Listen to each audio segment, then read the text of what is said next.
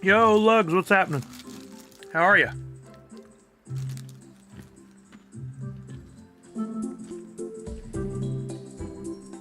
What the what? Why is that all jacked up?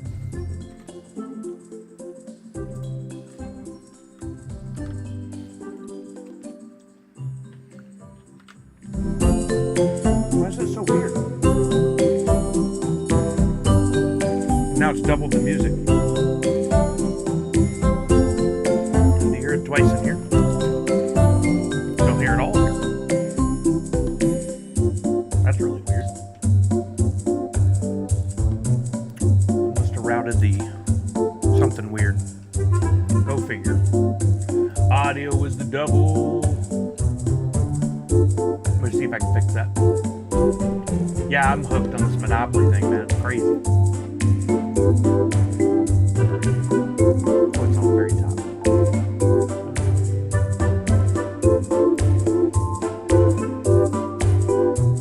Refresh. Refresh. Fit. Stretch. Fill. Aha! There we go. I don't know why that would have changed that. Nothing between yesterday and today. There's absolutely no reason it should have changed. Go figure. And now I have no audio.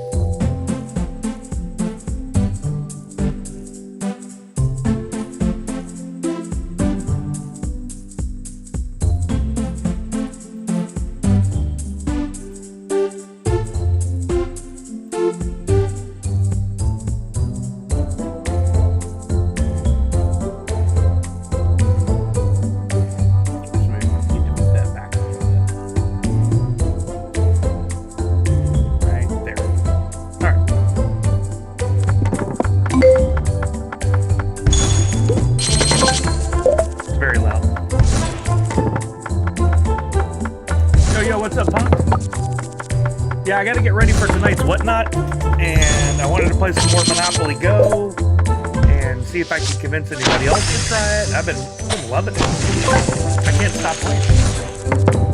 I got up over 2,000 dice earlier, and now it's settled down a little bit, but I'm at 81 million. I need to do some upgrading. I'm trying to finish all these Fantastic Four things. Go to build. I have 80 million. I think I can complete this whole level of building right now.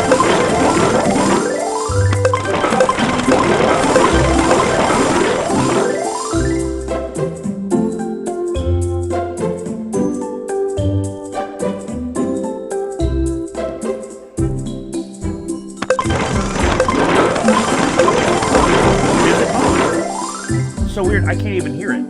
So I gotta figure out how to turn it off. Sorry. This is a real problem with Meld. I gotta see if I can get them to help me with. I can't see all my audio tracks. I have too many audio tracks and I can't even scroll them. Yeah, the game, I'm gonna see if I can fix it, but I can't even get to the audio to fix it. I can turn it off, but I can't adjust the volume. It's really silly. Maybe if I do something with this.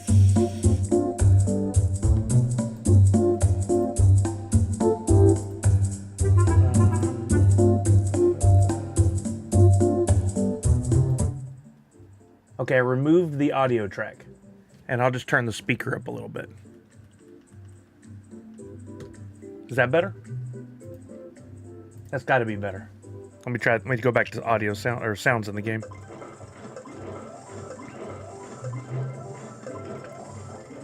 How's that? That better? Thank you for letting me know. Yeah. I couldn't even hear what you guys hear. This audio thing is just a constant pain in the ass. I don't understand why it's so complicated. How is it y'all can hear something I can't when I'm listening to it? It doesn't make any sense. Maybe I'm just an idiot. I don't know. Look at this. I'm already on the 13th level. I can't stop. Yo, what's up, Miss Jessie Star? Thank you again for all the generous, lovely gifts you sent. Yo, Shock's House, how's it going? So good to see you at SDCC. Welcome by. We're having a chill Saturday. I'm trying to prep for my whatnot I have at 5 p.m. today. And so I went out in the storage and I pulled a bunch of new DC Pops. Well, not new. A bunch of stuff from my collection. So I'm going to be taking photos of those and getting them posted. But while I was doing that, I figured let's make it a working session. We're hanging out here playing a little Monopoly Go, which is there's a sponsorship opportunity I had through Stream Elements. If anybody's interested in playing, ! Monopoly Go in the chat. And you download it and I get paid for any play you put into the game, really at all. Let's see if I can get, I need to get this overlay also. We'll copy that, we'll come over here. We'll put that right in there. Why didn't you paste? Try that again. Why is everything so freaking complicated? It just, okay, what, did another button on my keyboard stop working? So jealous of your stream setup, solid. Oh, well, thank you. It's a constant battle, honestly. But I'm using this software called Meld now, and Meld is making life so much easier. It's a free download. I've got a friend that we used to raid over to here on streams that she's working as their marketing manager, and that's how it was first came to my attention. And honestly, so just such an easy installation, easy use. So the problems I'm running into have nothing to do with my stream software. It has to do with just streaming in general can be overly complicated for the simplest of things. I'll put that right there so we can at least see the graphics and stuff as they come up. If you ever need any help with the streaming stuff, let me know. I mean, I've been doing this for a long time, and as long as it's not an audio issue, because if it's audio, I'm not going to be able to help you. Clearly, it takes, like, you've got to go to Dr. Strange School in Carmitage or wherever that is in order to be able to do audio correctly on streams. Yo, what's up, Savage? How are you now? Look like we've got some people that have been playing along and helping me earn some money, which I really appreciate. And if you're already playing the game and you want to just friend up, we can do that too. For sure. Mr. Beast just donated $400,000 to Team Water. So he donated his last 1 minute's earnings to... That's good. Good man. Good man. There was a panel at SDCC that my buddy Steve, his daughter, was very excited about going to. And it was Mr. Beast. And they're like, could he be there? And I'm like... Honestly, he sure could. I don't know why he didn't, but he sent his team. Oh, there's a gifted sub. Beautiful. We'll get that after the end of the campaign. His team went, but he didn't. It was his own charity? Probably. I have nothing against the guy. Don't get me wrong. I was being sarcastic just for fun. I have nothing against the guy. I think what he's done with a good chunk of his money is amazing. What he's built is just downright. Wow. So crazy. All right, so I got to do some photos here, but I want to keep the auto spinning on. Wait, I was still building. I went to a new...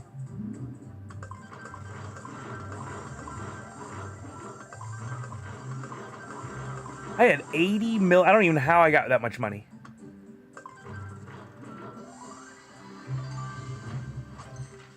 Net worth gallery, a new bonus, new perk. Bonus money on chance cards. Let's go.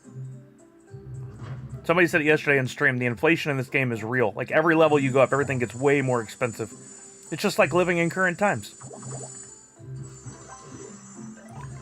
I ate the Mr. Beast chocolate given out behind the convention center. Pretty good. You make it sound like it was... like, I was in the back behind the convention center and a guy gave me a chocolate bar on the lowdown. I ate it. I survived. I didn't know they were giving out Mr. Beast chocolate. You made it sound real sketch, Savage. Real sketch. I used to do the eBay stuff. Well, I still have stuff on eBay. But I tried to take really good photos, and I finally found that just doing this and getting the right lighting with that in the background makes a great photo to post. Was it a white van with no windows? No, a black van with tinted windows. Totally safe. Totally different. What's up, Maka Lazarus? By the way, while I'm getting these posted, if anybody sees anything they want, technically I've not put these on Whatnot yet. I'm going to get some pricing on these. So if you're interested in buying it here, we could both save each other some money. It'd be a lot easier. Like, basically, I'll just sell it for the same thing I would sell it on Whatnot as the minimum bid. I won't have to pay any fees on it, so I'll just pay the shipping. If it's like if the pop's worth like more than 20, 25 bucks, we both win. If it's like a $7 pop, that doesn't work. But I know a pastry chef, he had a piece of Mr. Beast chocolate and said it was cheap chocolate. I'm not surprised. It's a business, you know, he's going to try to make some money. It could have made better chocolate, but it would have cost a lot more. It was that type of transaction, kinda. The packaging was so pretty, I'm gullible. Oh my God, Savage is just like, okay. You're gonna get roofied, Savage, be careful. I'm sure there's a solid form of that too. It doesn't just go in drinks. Oh man, I love the old NYCC circle stickers. Honestly, the best exclusive stickers are almost always circles.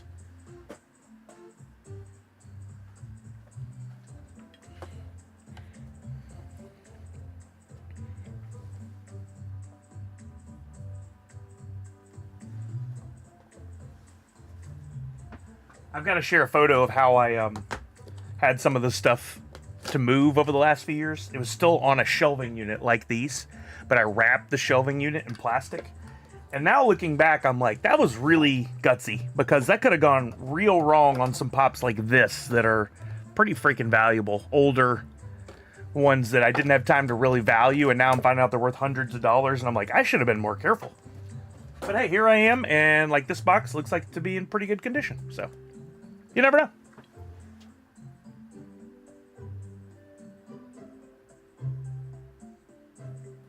It's hard not to get a glare. Oh, I always like this one. Classic Clark Kent with the pose. I still think the Freddy opening the shirt or pointing at a shirt or something with the con for all the cons around the country. So you can go to like Dallas Fan Expo in Texas and you can get, Funko would have a small booth there and you could get an exclusive. Maybe they send some reps from the company so you can meet some people, that kind of stuff. I tried to pitch that a few times and they're like, no, we do too many cons, and if we're gonna do a con, we gotta be huge presence. We gotta send the whole like $100,000 booth. And I'm like, why? There's plenty of people that want to just go to a Funko booth and they don't care that if it's a $100,000 booth.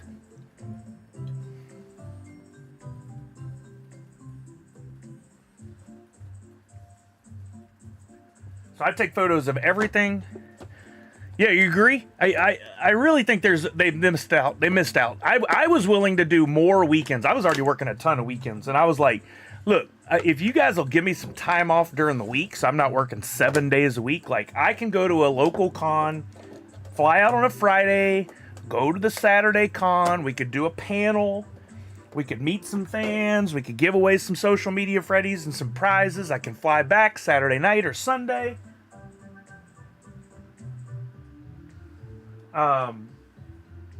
Just give me like Monday, Tuesday off. And they were just like, no. Because they had us doing so much stuff. Like, we just didn't do the podcast and the videos and the lives. We were doing actual marketing work. So scheduling every social media post and doing analytics. And like poor Hillary was saddled with all the photos for the Funko Photo a Day challenge once upon a time. Then I took that over. That was like, you could spend 6 hours in one day just processing 1 day's worth of photos.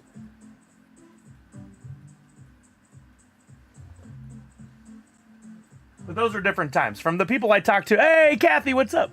From the people I talk to now that are still there, things have gotten a lot better. Like, they don't expect employees to work 24/7. Kathy, how the heck are you?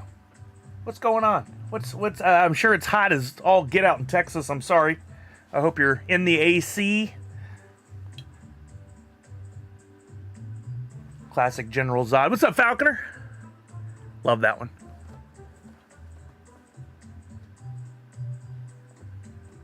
Somewhere I've got the Superman black suit. Texas is boiling hot. Not surprised. Now, you would not catch me visiting right now. I got invited to go back down to Comic Palooza, which was last month. And I was considering it. I was like, I don't really want to go, but if I can get a hotel attached to the convention center where I can walk through the AC to the AC and only leave to go down like into the tunnels in downtown Houston to get Whataburger, I'll do it, because then I could tolerate it. But then the people that invited me uninvited me because their budget got slashed, and it turns out it was the same weekend as Washington State SummerCon anyway. Super curious to see if they do NYCC event now that the two new companies are having some interest. I doubt it. I think the only reason they did NYCC, the event that they did there, the horror stuff, the Halloween stuff, was because of Mike Becker. There's a chance they could, but like you saw how they did, they moved Fun Days to Hollywood. I think that was a big cost-cutting measure, so they didn't have to pay for the hotels and stuff. And you got to think of all the employees it takes to make that happen, and all their flights and hotels and tickets and food and any other expenses. I don't think they'd do it. Matter of fact, I think Fun Days is probably forever going to be at Hollywood. Yeah, and they don't make money on those events. Nadu, tier 2, 55 months. Thank you, Nadu. They don't make money on those events. Those are loss leaders. They do it to connect with fans, which I love. I'm glad they do it. And maybe moving it to Hollywood meant that it did become profitable because you had people buying the boxes of fun. They didn't have the same overhead for a venue. You could buy stuff in the store, so it brought more people to buy other stuff too. So maybe that turned into a profitable thing. And if so, then long live Fun Days, but at Hollywood. I just wish they'd move it a little bit further away from SDCC, date-wise. Like, I'd like to see it happen in, like, honestly, if you got July and October, so August, September, October, that's only a 3-month difference. So January, February, do it in March, or do it in April. Do it in April. April would be great for Fun Days. And then you got all of May, June, and part of July. Do it at the very beginning of April. And then you got 3 months until SDCC, then 3 months till October to NYCC. And then basically you get that dead winter where there's not really any cons. Then you're back to Emerald City Comic Con in March. And it's not super hot. Exactly. I think April would be perfect. That'd be a really good time of year to go.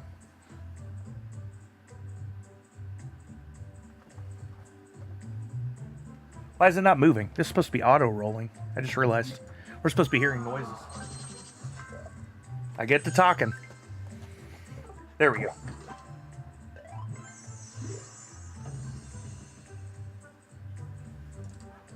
Wow. I grabbed more than 15 to 20 today. Y'all remember these when they came in all the colors? I don't think I ever got all the colors. But this was before Chrome. This was Chrome. I thought they were cool, but they ended up going pretty cheap.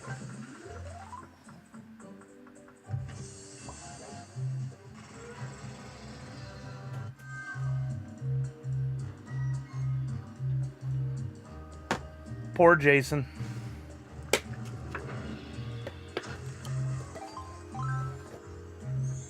I wish there was more stuff like this for games, or creative add-ons to entice people to play it too.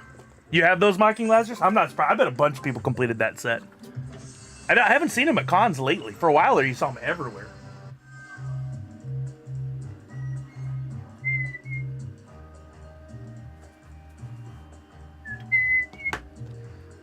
All right, let's wreck somebody's Boba's board here.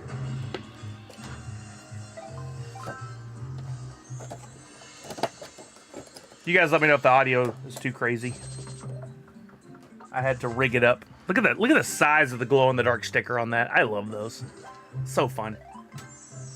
You're a massive Batman fan? Did you come by the stream the other? Thank you, Shock's House. Did you come by the stream the other day? Oh, I got the big vault thing. What is that? Oh, 2 sticker packs with hopefully some like 3 and 4 star stickers. Yeah, do not disturb 3 stars. Oh, what is that? Holy crap. 1, 2, 3, 4, 5, 6. No, 5 stars. I don't have many of those. Those are hard to get. You got the LE24 Michelangelo sold for $900. That's it. An LE24 sold for just $900. That's so cheap. No, Comic Zombie, I didn't get to it. I had to focus on stuff I already had going today. I would have liked to have seen it. Somebody told me it looks like Halo coming. More Halo. I'm excited about that. Oh, it worked.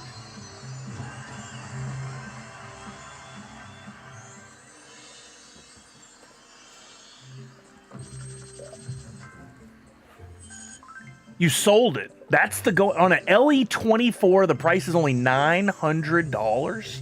It should be in the thousands. My LE Superman 24 is $8,000, and Turtles is a popular license. That price seems crazy low. One of the problems is if you're going by off of recent sales and you're looking at like HobbyDB and stuff, there's a lot of sales that aren't recorded there.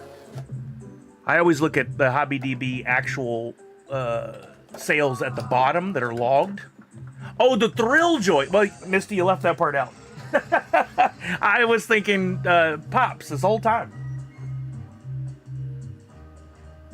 In which case, Thrill Joy, that might be better. That might be good. Got to remember the company as a whole is not even here. Yeah, so I was totally thrown. I didn't see the Thrill Joy part. No, I missed the Thrill Joy part. You guys are all right. But I thought it was a pop.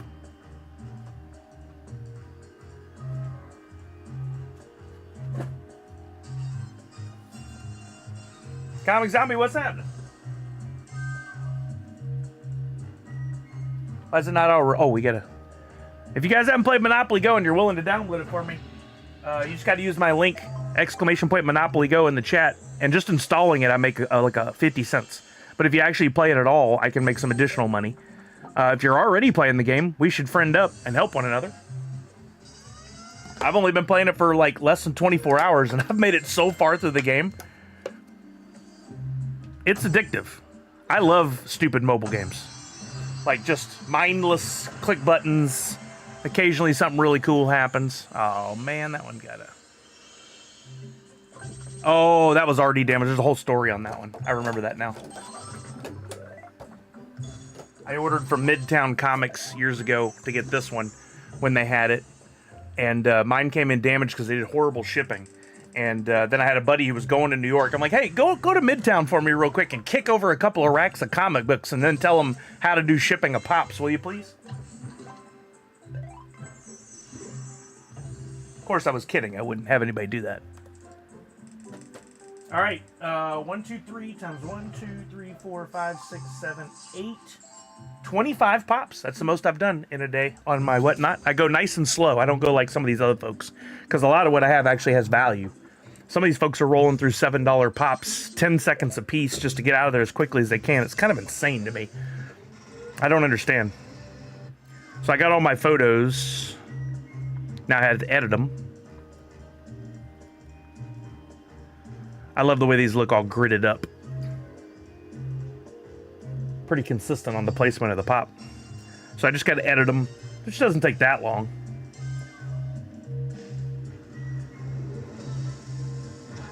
I don't even know why. I'm not hearing anything else in here. I don't need these headphones on. It's just habit from all the other noises I normally hear.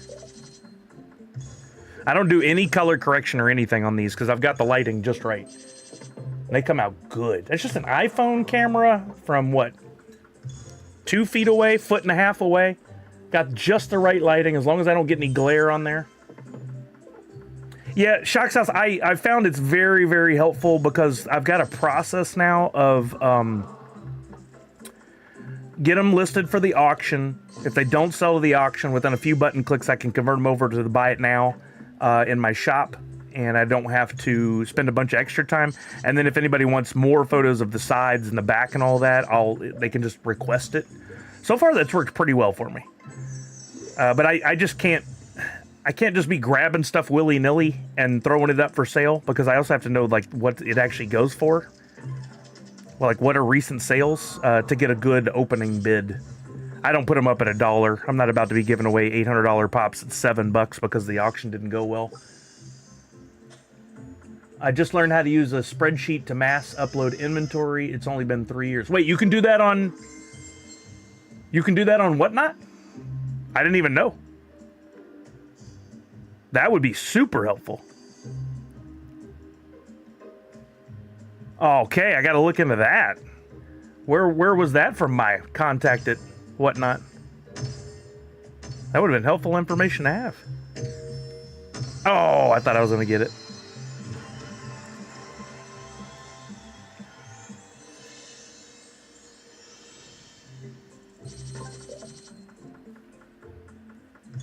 I love the, you can set pricing and shipping weights. That's super helpful. Yeah, I've got to look into that.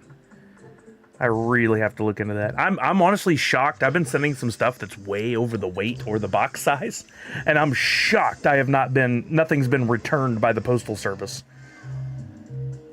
I keep pushing the limits, and they just keep sending the packages, and I'm like, great. I don't want anybody to have to pay additional shipping if we don't have to.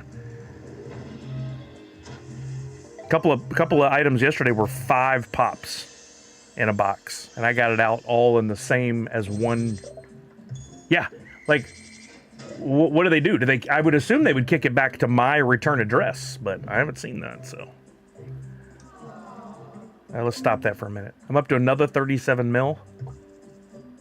Let's do some building. So this game is all about getting around the board, earning money, and building. But then they have these special events. Okay, I need about another 5, 9, 12, 15, another 20 mil will do it. So I need 12 mil more. This Fantastic Four event they got going on right now is really cool. You see those figures on the board there? Looking over here. I can look at and see on each one my teammate that's helping me. Like in this case, it's that Jake. And we're on the left working towards these prizes. So I got to spin here and try to move up. And then there's a really cool, like you can get a thing Monopoly piece to play the game with if you get so far through this event over the weekend. But I don't know how far I have to get exactly. It's still a little vague to me. Whatnot absorbs it? Ooh, I don't want to get them in trouble. They're going to come back to me and be like, you owe us $700 in shipping. Because you hosed this, man. Oh, there we go. I can send somebody a prize off that one. I send Jake a little something. Yeah, I don't need Whatnot mad at me. They've been a really good platform. They're making some money off me too. They're doing all right. They're 8%. Okay, that's enough of that for now. Let's get back to spinning. Oh wait, somebody sent me something. They didn't? What was that red dot for? Went away.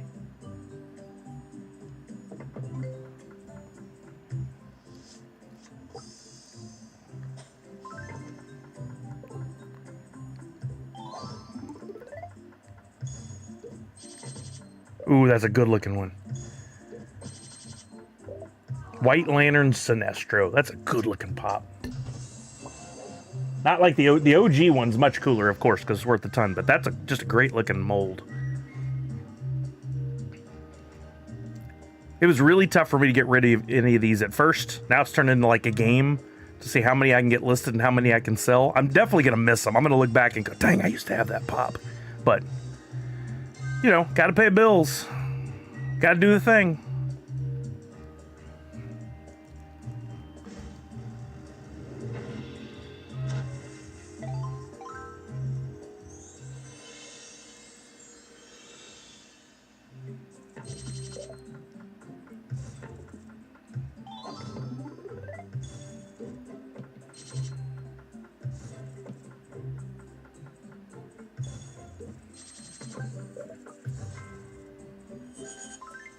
Oh, for the first time in a while, I'm under 1,000 dice.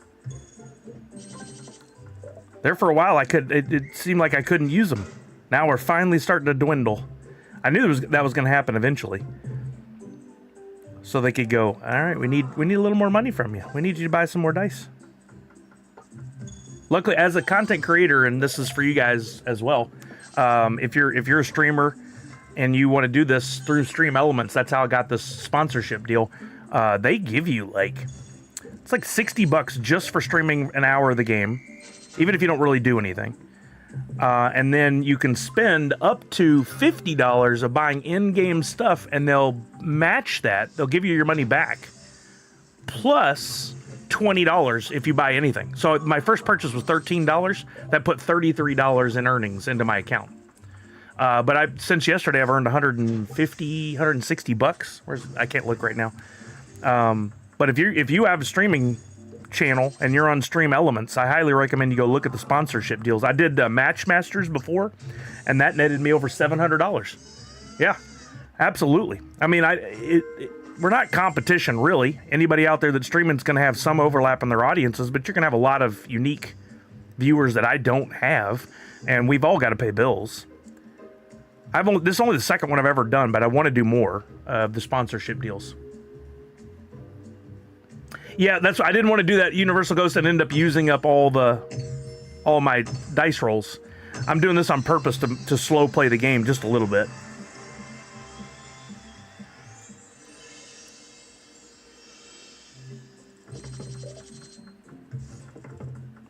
Oops. Oh, I already edited them all. Wow, that went quick. Look at that. All of them are cropped, ready to go in that short amount of time while I was talking. Beautiful. Now, because I'm on Mac, I can easily pop all those over and start building the listings.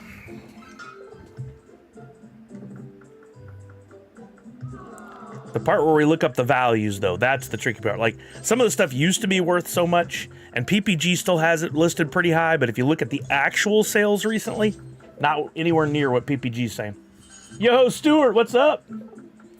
I'm doing well. How about you? How are things? Select. Send those over to my MacBook.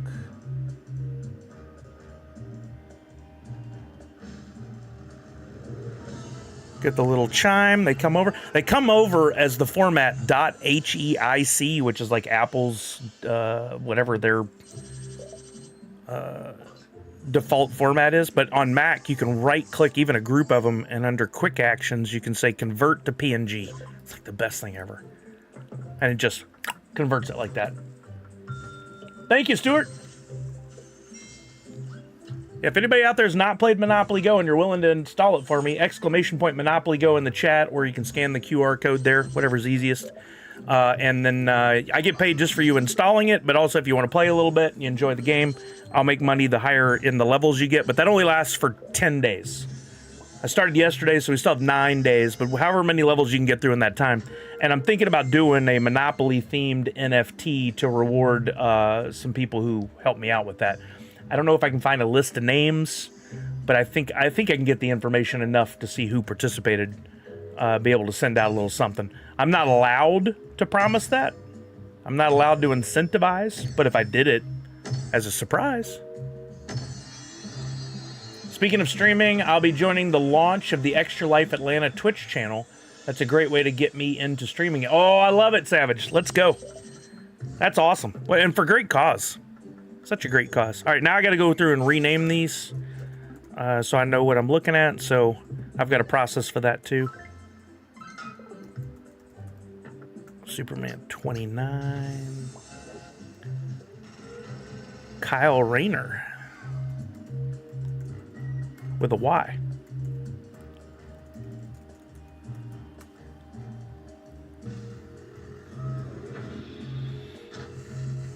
Batman Purple.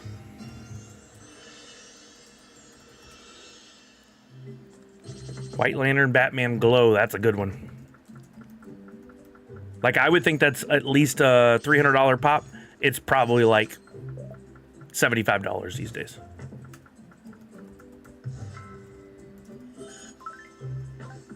But it could be wrong. I'm really surprised by some. Both ways. Some are way cheaper than I thought they'd be, and some are way more expensive than I thought they'd be. Superman.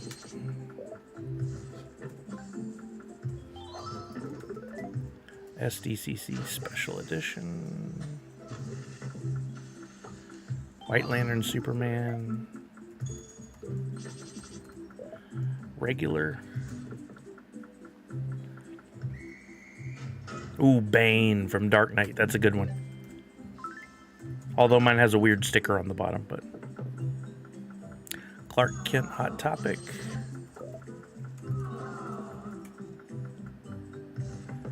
Batman, the Joker's Wild.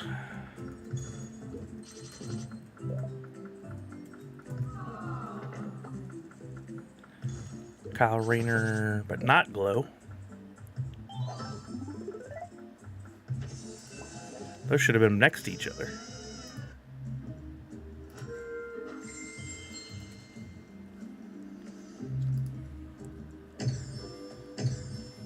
Oh, 3 straight in a row to get that. Nice. Should get a bonus for doing that.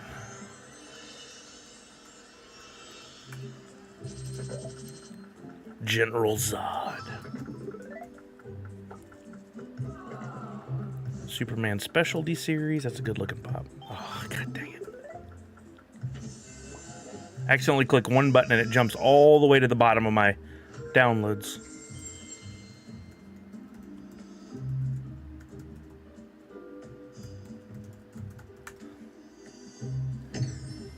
No way. 2 in a row? Oh, they got me.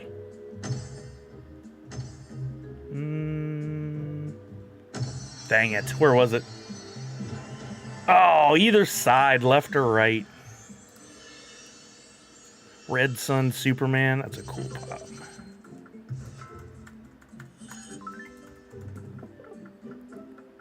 Joker, Death of the Family.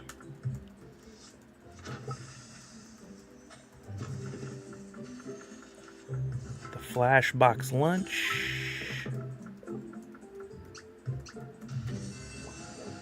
Joker, Killing Joke. That's a good one.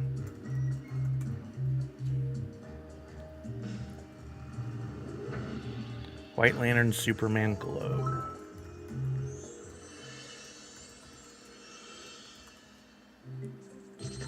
Cyborg, Superman.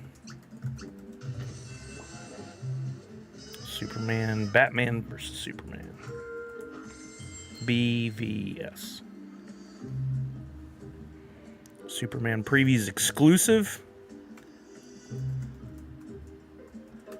Such a shame Previews exclusive shut down. White Lantern Sinestro.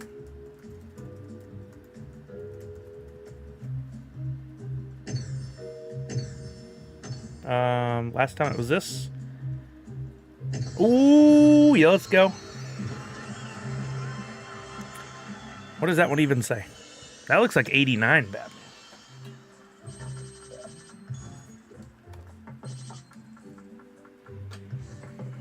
It is. Dang, that's a dope pop.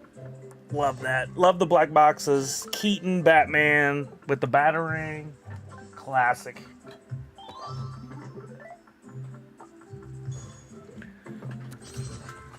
Robert! I know, right? I'm killing it.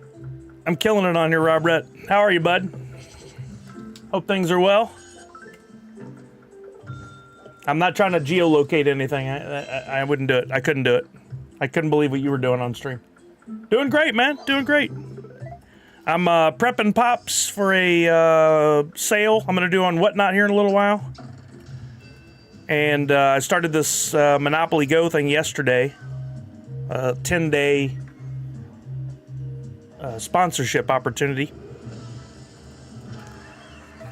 So I figured I'd combine the two while I did some work. Absolutely, bud. Yeah, I was glad to see you streaming. I was surprised it wasn't Rocket League. That was crazy. If you have a mobile device and you're willing to help me out, anyone, their QR code comes up here every once in a while, or you can type in !Monopoly Go. Just install it on your phone if you've never installed it before. I get paid just for you installing it. And then if you want to play some levels over the next 10 days, the more levels you earn, the more money I make. Pretty simple. Oh, really? That stinks, Rob. And you don't have a Xbox or Switch or PlayStation or anything you could run it on? I mean, that would require a capture card too, and that comes with its own issues. But I've never been one for... I've never streamed a PC game streaming, and I don't think I would do it from the same machine. I would want 2 PCs because there's already too many problems with one PC just trying to stream and get the audio to work. If I tried to put a whole nother system in place, oh dear Lord, I don't think I could do it. All right, now I've got them loaded up. Let's see. What's our good next step? I have plenty of time. I got 4 hours to get these listed. What I wanted to do was maybe bring them up here and we could look at them together. But then I'd have to go here. We could still do this. Let me grab Monopoly, the game. Lonely screen. Copy. We'll go over here. And we'll paste. And then we'll bring that behind my camera.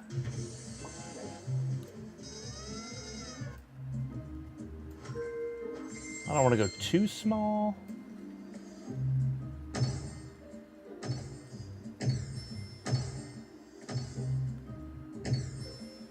Ah. And then I need that overlay too.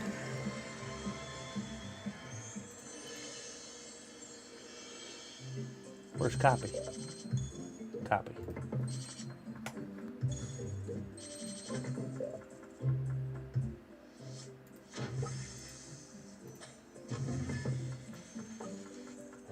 That'll work. Okay, so now I've got to look up the pops that I want to list. I'm going to list them here, but I'm going to look up the values up top here. When I'm looking at values, this is helpful because this constantly comes up, and I don't want to sound like an a-hole here. To me, it's like super simple concept, but most people don't get it. They think like when they look up HobbyDB or whatever and they see those values or the Funko app, they're like, well, that company set that value. They didn't. They really didn't. They have an algorithm that pulls in recent sales. So I always look up HobbyDB and eBay.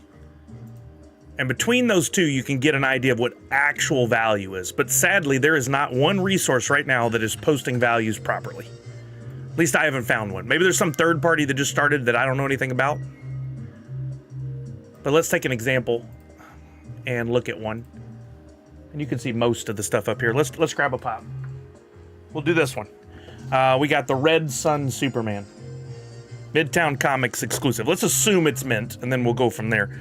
But over on HobbyDB, you can do Red Sun Superman, and you can put in the pop number. You can do the same thing over on eBay. Pop might include that as well. So if we click on it here, oh, you have to log in to see values. Let me bounce out of there just in case it shows my login info. Okay.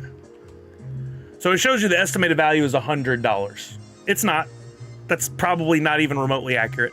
You can click on the little lines right there. No offense to HobbyDB. Something's awry though. And you can look at, it shows you how many collections it's in. So based on that, I'm guessing this pop, there's only 3,000 pieces of. There's no listing that says it. If they had put the number 3,000 on there, this pop would be worth double, but they didn't. Back in the day, they didn't care as much. Come down, you can see there's some recent sales. There's their chart, but then look at this. In the last year, it says only 4 have sold. If I go over to eBay and I go to sold items, 1, 2, 3, 4, 5, 6, 7, 8, 9, 8, right there. And that's just in the last few months. Yeah, absolutely, Rob. I'm trying to help people out because people are assuming the HobbyDB is always right, and they're either overpaying or undervaluing or overvaluing stuff all the time. So in the last year, 4 sales, BS. It's not true. It's not true at all. And they said the highest was $116. Let's look at these sales. 67, 35, 90. That's Australia, so that doesn't convert exactly. You can ignore that one. 70. There's a 115, but that's not 116. That's not the same one they're talking about. 90, 80. In this case, the value, if you averaged all those out, is more like 75, 80 bucks, probably, maybe 85. But if you come down here, they've got the $115 one we just saw. They've got a $49.99 one from January. That's none of these. This only goes back to like June, right? 116 in December of last year. Like, it seems to me, and again, I'm not talking smack about HobbyDB, but it seems to me like at some point at the end of last year, beginning of this, it just stopped collecting all the data. And it happens to conveniently choose high sales values to then give this number a boost. I'm not saying there's any shenanigans. I'm saying it could be like their algorithm or whatever, but it ain't right. So as a seller, I have to know that the eBay sales are not as high as that, because if I'm going to try to sell it, I want to actually sell it. I don't want to sit on it forever if possible. I can't list it at $100. I'm not going to sell it. This one sold at $115. Why? It's probably in great condition. Or that person paid to boost it, or I don't know. So I look at this and go, okay, maybe I could get 90, 95. I want to sell it. I'm going to lower that price. I'm going to sell it a little cheaper. The NFTs are a little wonky, especially after launch of HobbyDB. Otherwise, it's usually pretty great. I would have to look at it. I don't know. I haven't looked at the NFT ones because I still believe so fully in the future of Funko collecting, and specifically the Funko NFTs. That whole wall of pops that I have behind me that I'm always referencing. I've got 300 to 400 NFT pops. I don't know how many now. They're all, with the exception of like 4, undervalued. You look them up and it'll say that pop's worth 40, 50 bucks. But if you compare the license and the sticker quantity and how difficult it was to get and how many are actually for sale, if it's a $30 pop per HobbyDB and eBay, it actually should be a $75 to $100 pop. The community just hasn't gotten there yet. I'm waiting. I think those in a few years are going to be what everybody's chasing. They're going to be like, dang, I wish I'd got on that one. The sticker says 3,000, but there are actually only 1,200 of them in the world. Now I can't find one anywhere. And have you seen the prices, et cetera, et cetera, et cetera. So I'm holding. I'm not selling NFTs right now because I believe in them so much. Yeah, I say save. Can't give you financial advice, right? That would be wrong. But I say save. So in the case of this Red Sun Superman, I would probably ask like 74 and allow some room for bidding if people wanted to go nuts. But then I have, this one has a little damage too. So I may come down to like $69 on this. So somebody who comes along my stream and goes, oh dude, $100 and you're gonna sell it for 69, what's the deal? There's no deal. You just don't know, you haven't done your research, and you got to make a decision I gave you 2 minutes. Other people give you 10 seconds. I think that creating false FOMO, I don't like what people are doing with that. The 10-second thing is crazy. I know I'm the weirdo, probably. I don't really care if I'm the weirdo. It's okay. I believe what I believe. Red Sun Superman. I got to go put in all the information. Red Sun Superman. Funko Pop. In parentheses, Midtown Comics exclusive. Pop number 60. And if it's LE, I put that in there too. I do have a little thing I can copy and paste with the description. And this one, here's another thing. When you rank what condition the pop is in, if it has no flaws at all, it's a mint. Maybe you can get away with one flaw in mint. If it has a couple flaws, it's a near mint. If it has 3 or 4 things that are not horrible box crush, it's actually good condition.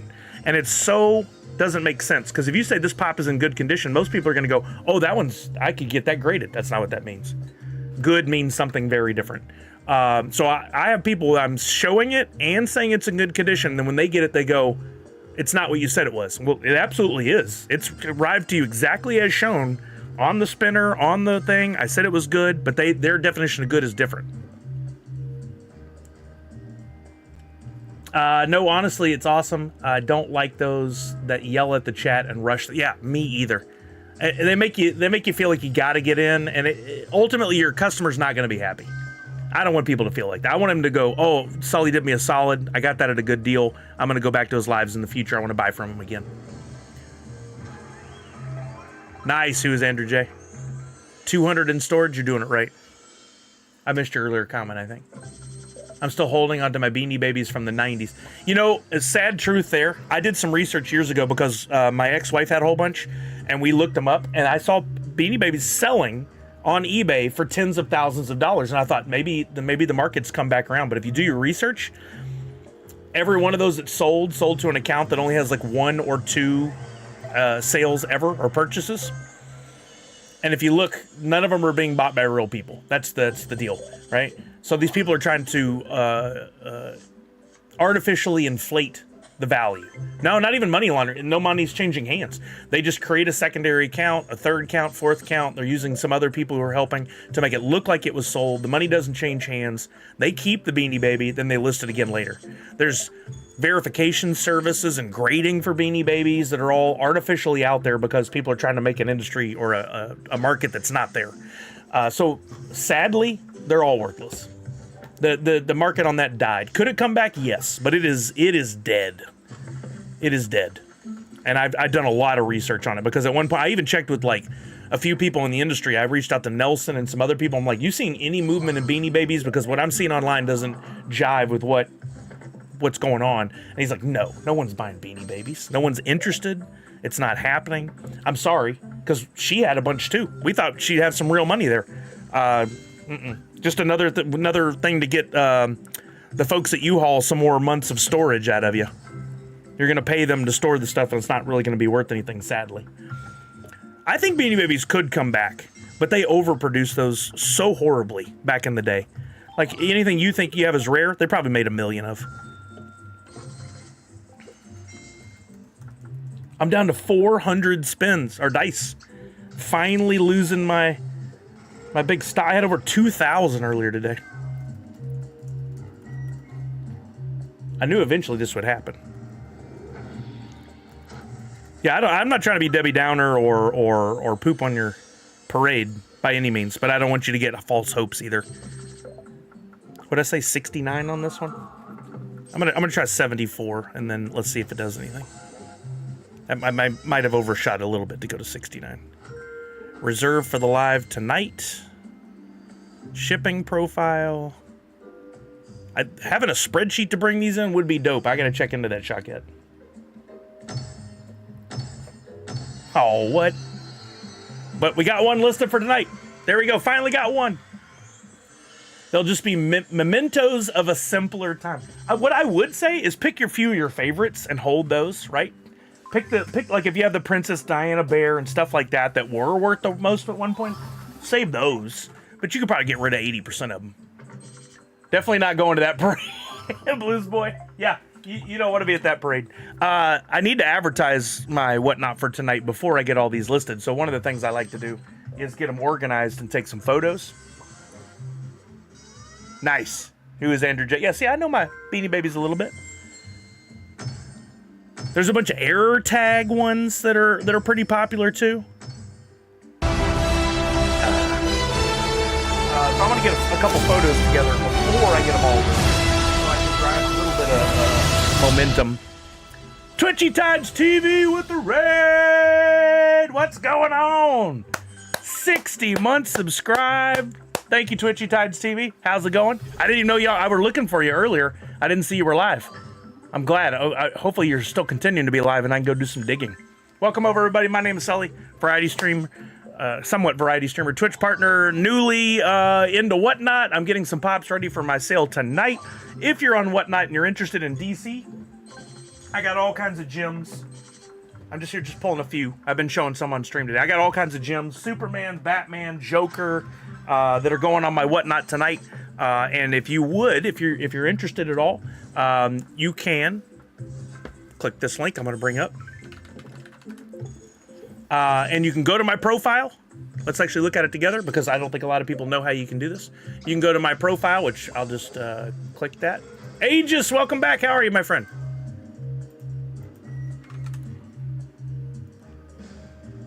If you already have an account, it skips right past the referral. But that link I got in there, if you've never done Whatnot before, this is not a scam.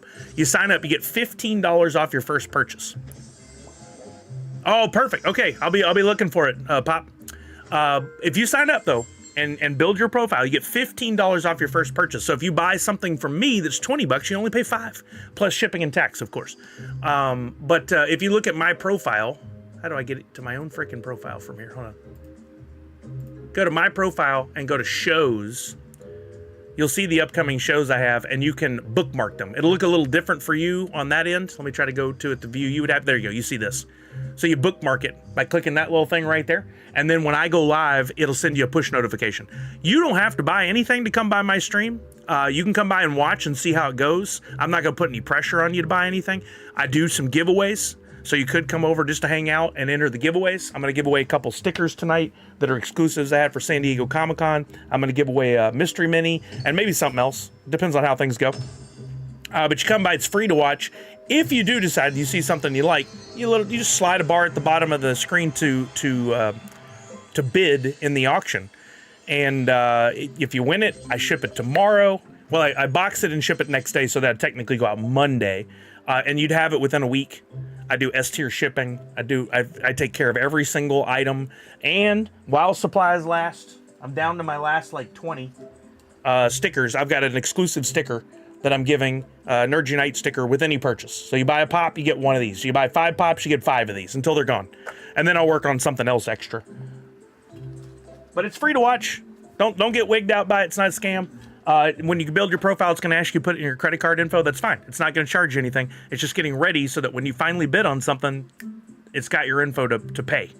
Otherwise, people would be bidding on stuff and not backing with the credit card, and then it would cause all kinds of turmoil because people like to do silly, stupid stuff. I've seen people bid on things and they go, wait a minute, I didn't want that. Why'd you bid? Don't bid unless you want something. You don't raise your hand at an auction and they go, my bad, I was kidding, my nose itched. You don't do that. But people do it. I've seen it in other streams. Blues Boy says, what do you feel is the best number to not overproduce and not underproduce? Or is it better to produce a lot than have limited numbers on certain sets? If you're talking about like pops, there needs to be pops for mass distribution so that Target and all the other stores have inventory on their shelves.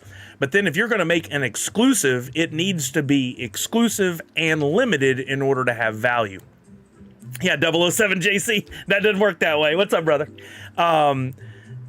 So if it's a Target exclusive, I say they could do 5,000 pretty easily. And you could put 5,000 on the box or the sticker, however you're doing it now. But don't ever put 10,000 or 20 or 25,000. You're devaluing the pop by doing that. Anything from anything under 5,000 and under is good. Past that, it devalues the pop, in my opinion. My opinion's not worth anything. I don't work for Funko or any of those companies, but as an outsider looking in, when I look at value and know what's going to be down the road, anything 1,000 or under, huge value. Anything 2,000 and under, pretty good value. Above that, a little value. I would love to see Funko get back to the Funko shop days where the things were limited to 2,000 pieces and under and have a number on there. Put the number on the box. That helps everybody out so much in the future. That's why I believe in the NFT pops, because everyone has a number, even if they're wrong. Even if those numbers are inflated on all the early ones, and now the new ones we're going to get are going to have the proper numbers. The story is out, and it's getting out all the time that those numbers are wrong, and people want to know what the actual number is. What we call the nerd factual total. That's why I believe in the NFT pops, because most of the stuff Funko makes outside of Fun Days and the occasional booth exclusive do not have a number on there, and therefore will not have the value that the other stuff has. Yo, Barnes, what's up? How are you now? I'm just doing a little, just helping people, doing a little education on my part. If anybody else has opinions on this stuff, if you disagree or you think differently about it, I'd love to hear. I'm not always right by any means. I love to learn. So if you got some knowledge you can drop on me, that would be awesome. What should con exclusive numbers be? So here's my thought on cons.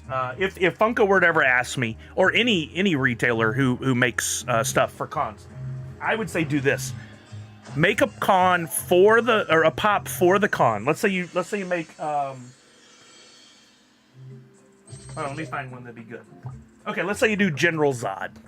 Back then when they made this pop, right? General Zod. This is a mainline character, right? You can do one for the con, make it General Zod, like with the crazy mask on, with the bubble mask or whatever, right? Make one for the convention in a special colored box, like a darker box, with a special convention sticker, right? With that pop inside. Then number that to 2,000 pieces or 1,500 pieces or 1,000. I'd like to see 1,500. You could do enough each day to get people through the line. 1,500 is a really good number. Then, if you're going to make a shared exclusive, which I'm really not that big of a fan of, I think shared exclusives have kind of diluted the fun of going to the cons, because people chase the sticker from the con, right? Make a shared exclusive Make it the same pop, but with something slightly different. Maybe the bubble shield on the one at the con is dark and the one that's a shared is light. Maybe make the one at the con metallic, which I'm a big fan of, metallic or chrome spotted chrome, not all chrome, for the con. Slightly different for the shared. The shared comes in a standard white box with the shared sticker, and the pop is not 100% the same. Make con exclusives great again. I know it's a bad pun. I don't do politics here, but make con exclusives unique, special, and very highly recognizable from a distance. Because one of the things you have going right now too is if you have the con sticker, people want that. It's hard as hell to look at the listings and see which ones are the actual con exclusive and which ones are not. But can you imagine General Zod, dark visor, metallic, 1,500 pieces at the con, shared, lighter visor, or even the same, but non-metallic, no spot chrome, white box. People would want both. And the 1,500 pieces from the con would go for a lot more, but you're using the same mold, almost the exact same production process, and they can make a lot of money off that. I'm sure it's going to come with a little added expense to make the ones at the con slightly different than the other ones, but I don't think it's that big expense. A few $100s, maybe a couple $1,000. They're still going to make plenty of money. Again, just my opinion. After years of doing this, I would hope someone would say, well, that carries some weight. This guy knows what he's talking about. And then other people will be like, you don't work here anymore, shut up.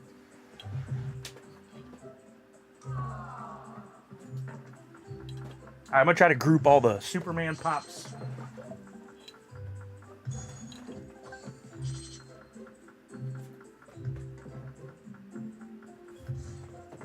I honestly would love to, I know Thrilljoy is doing this advisory board with like Universal Ghosts is on there, and I think that's so smart.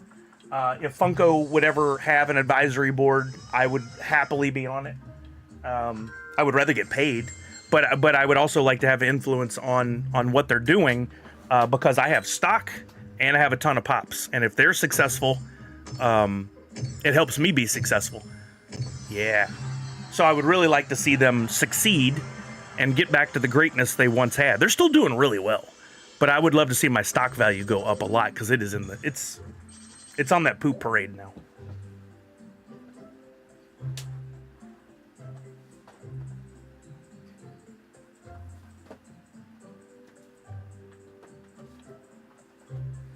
Okay, all the Supermans together. We should put these two side by side. We'll put Bane and some Batmans on this one. What was that? I got money I got to spend in this game. What if they did like a one of one at a con, or how they do the NFTs? I would love to see, it's something I showed the other day and they all got bought on my stream. But Funko did, once upon a time, they had pops in a sleeve and they were Deadpool themed.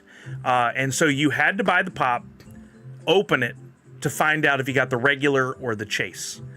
At a con, especially considering these don't need to sit on a shelf at retail if they're at a convention. If they're on a shelf at retail, it's hard to sell without you seeing the pop. The average person wouldn't know what they are, right? But at a convention, you've gone, you look at the checklist, you know what the pop's going to look like. You could have one out on unboxed and leave the rest in a sleeve.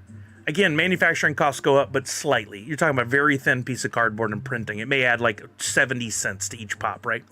But you do that with the sleeve, and then it's final purchase, no returns. You get back, you open it, see if you get the chase. And maybe I really like what Thrilljoy has done with the one of one and with the super chases. Do that. Do that for the cons too. I think that would be really cool. I would love to see that.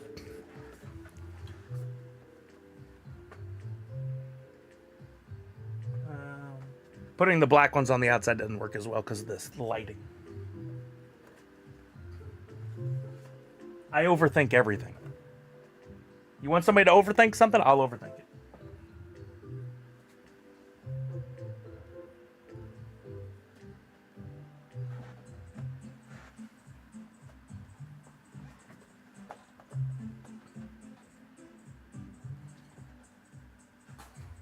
We don't have to put every pop in there, but we got to put the ones that people want to see.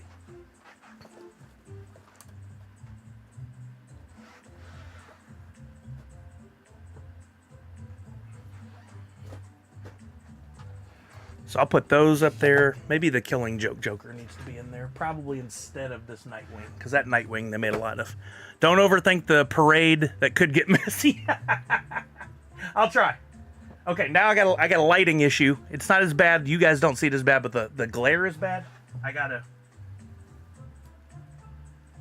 get a little shift on there. See, not as much glare to get this photo.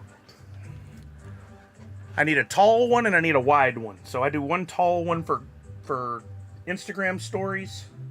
Yeah, the glare on that's bad.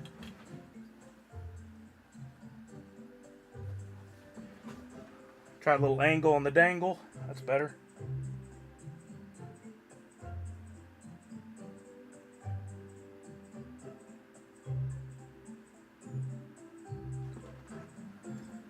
That makes for a nice photo.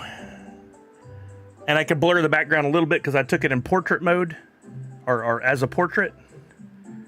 So I can actually control in the edit, I can control the f-stop to give more blur to the background. Super simple. And it looks great. So now the pops really pop.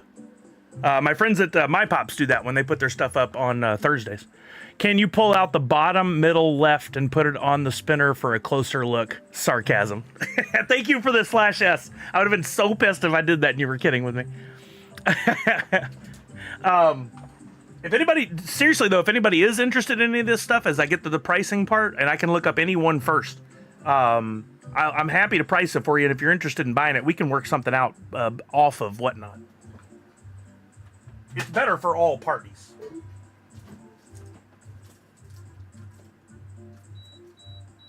I think the key is you just got to trust who you're buying from, and I hope at this point everyone trusts me to deliver on what I say I'm going to deliver on, and that these are real, and I'm going to do S-tier shipping, and I'll even throw in the Whatnot sticker, the Whatnot Inspired Nerds Unite sticker. Oh, absolutely. We'll ask that, Red Ranger. That's why, if you notice during my Whatnots, I don't really show the tower behind me, except for very quickly. I'm usually just focused on, if you see something in the shop you want, let me know, and then I can rejigger things. Oh, I'm going to Tokyo in the game. Let's go. 30 extra spins. Let's see where we're at on the Fantastic Four stuff. Oh, good. I'm up to 284 on that again. Let's see. I was trying to get Johnny Storm boosted. Did Wacko do some work? He didn't. I'm not very close. Let's see about Sue Storm. No, where was I close? One of these I was closer on getting to the next. There we go. Mr. Fantastic. Come on, give me the free 400 or the 2,000. Those are the best. Oh, just missed the free 400.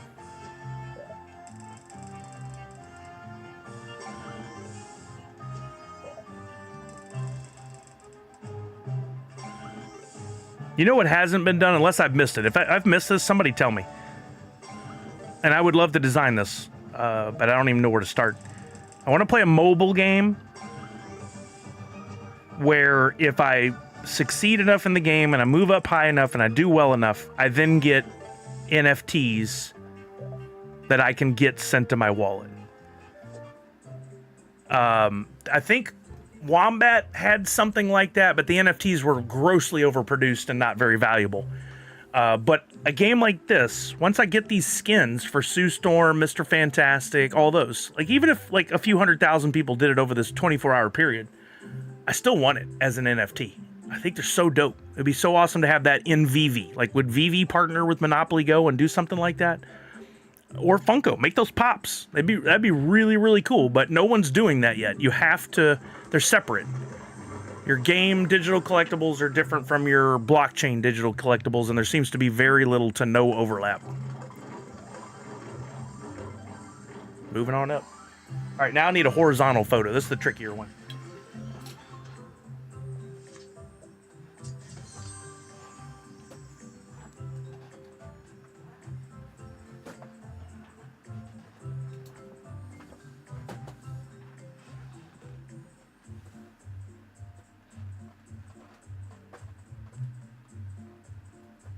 I can't put them all in there, so I have to do usually 2 horizontal.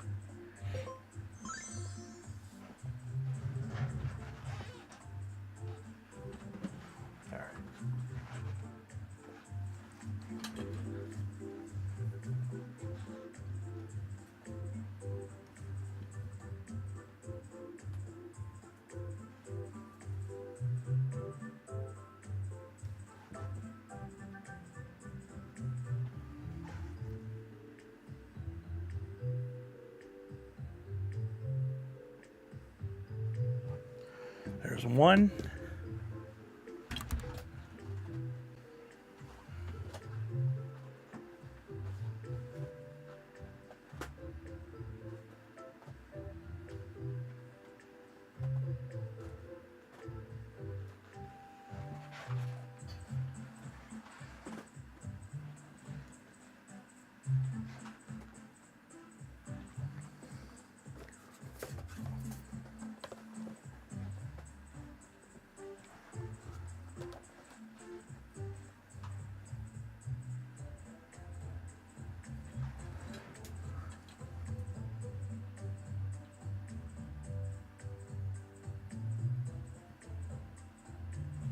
Bam.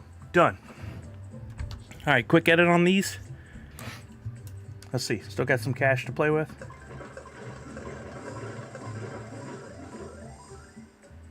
All right, I don't want to spend all of it.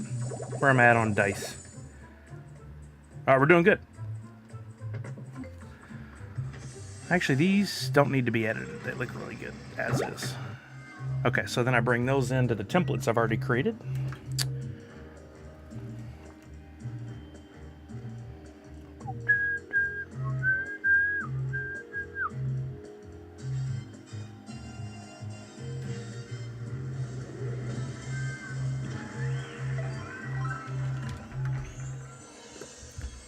All right, this room's getting warm.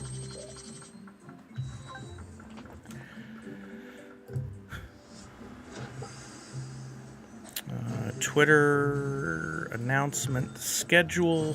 Tonight starts at 5. I can use the same image I used the other day. Beautiful. So I just need the one with the photos.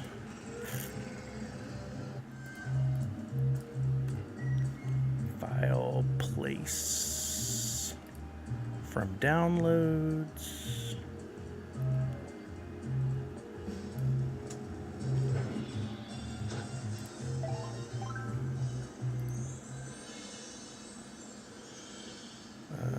Date added. Wait, did these not come over?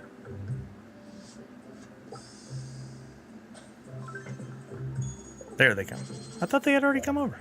Oh, I didn't convert them. Convert image to PNG. I'm on 3.5 mil. Oh, man. It didn't even show me a diamond ring. One time I got one that was some gold bars and the payout was like possibly 10 million. I have no idea how I got to that. Okay. It's not even showing me those to bring in.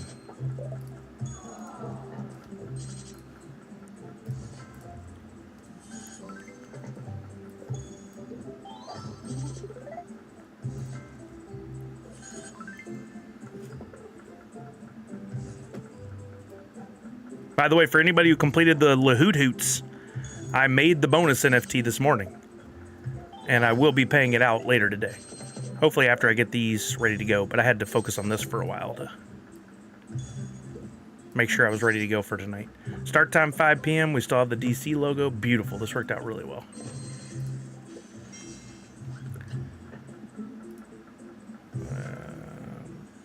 Whatnot schedule. Make a new folder for 802. Featured pops. 1. 8.02. Chuck, nice. I completed them yesterday. I think I was the first to purchase when you. Thank you for that, Chuck. I appreciate you. Nice, Savage. Yeah, I've got them done. It turned out there, just FYI, there were 21 completed sets. It was possible 55, but only 21. So it'll be out of 21. And I'll randomly, I get 5, Kelly gets 11, randomly shuffle. So you could get mint number 1. Like I don't ever keep back mint number 1. I think I tested that once or twice and ultimately felt like that was kind of cheesy, so I don't do that. I like people to get the mint number 1s.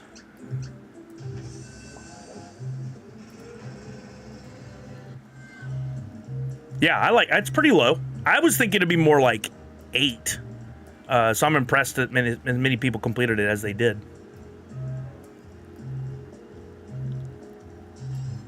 If I had not given some away on stream yesterday and sold them, it would have been like 4.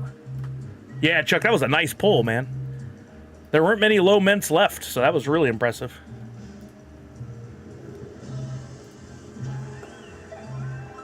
Okay, and then this is Pops number 2. And then I might as well make the vertical and get these posted. The Instagram schedule can stay the same. The Instagram's featured Pops needs to change. Oh, another sticker pack. Let's see what we got. Come on, high stars. Ooh, 2 3 stars. I haven't looked in a while to see where my sticker album is, how I'm doing there. I've got 30 now out of 180, but I've got almost a full month to keep working on these. Does this show you what you get if you complete, like Sunday Fun Day is the one I'm closest to. If I complete it, it's 500 dice rolls and 8 million bucks. If you complete them all, 15,000 dice rolls, that cool summer Monopoly guy piece, and 339 million. Wow. Wow, wow, wow. You know, Nadu, I've never gotten a cat sticker. Every time I think I've got it figured out on what I need to hold and how I need to go about it, I don't qualify. And I feel frustrated. I'm like, I don't need to research this anymore. Just let me buy the damn cat sticker. I don't understand. So I've never gotten one except for off the secondary market. Thank you, Chuck. I appreciate you. And we'll be raiding over to my Pops tonight. I'm excited about being able to send some love their way.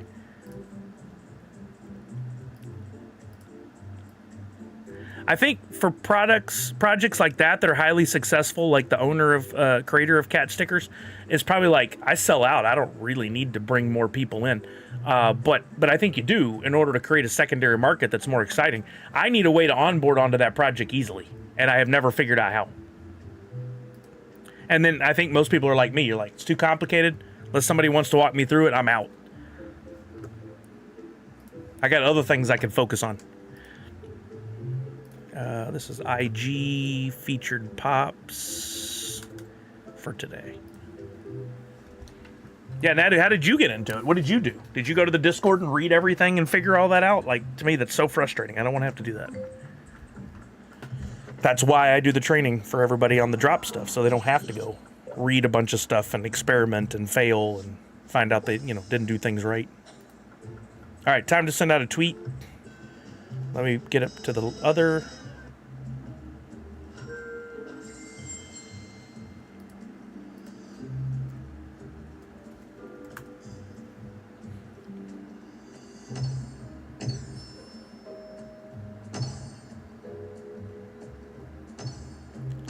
Oh, man.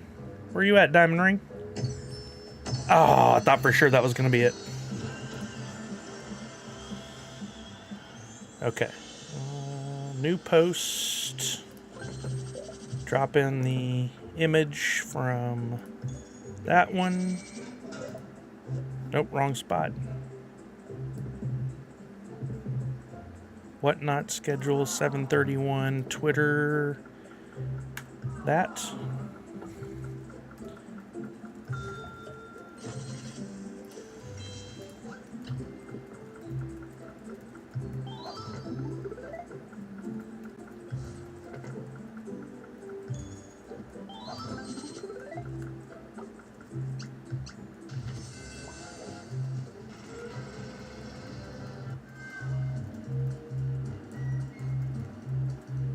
Okay.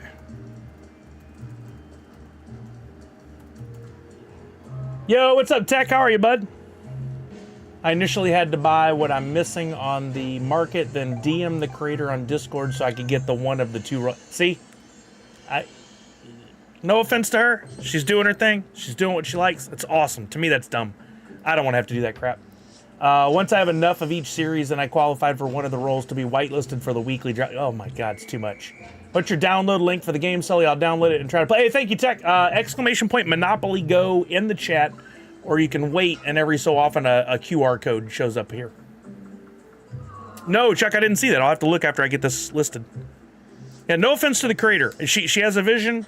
She wants to do it a certain way. I love that she has her website, which syncs up and shows you your checklist. She's doing great stuff. I'm not talking smack about her. It's just not for me, because I don't want to jump through those hoops.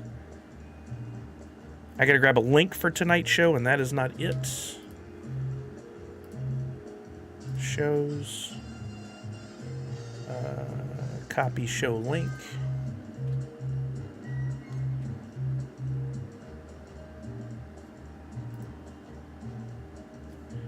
Put in the image horizontal of the first pops.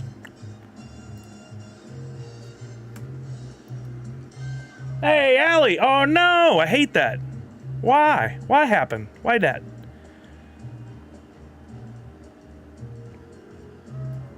DC, SDCC, Funko Pop, Batman, Nightwing, Superman, Green Lantern. All the same hashtags from yesterday or from Thursday. And then one more post with the additional images.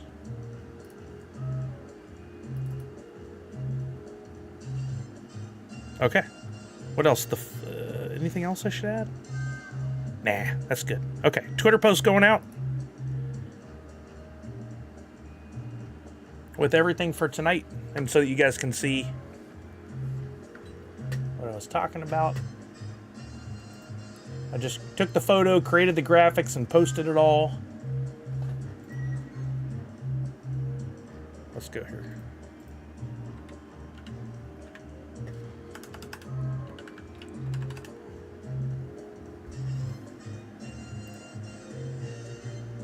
There we go.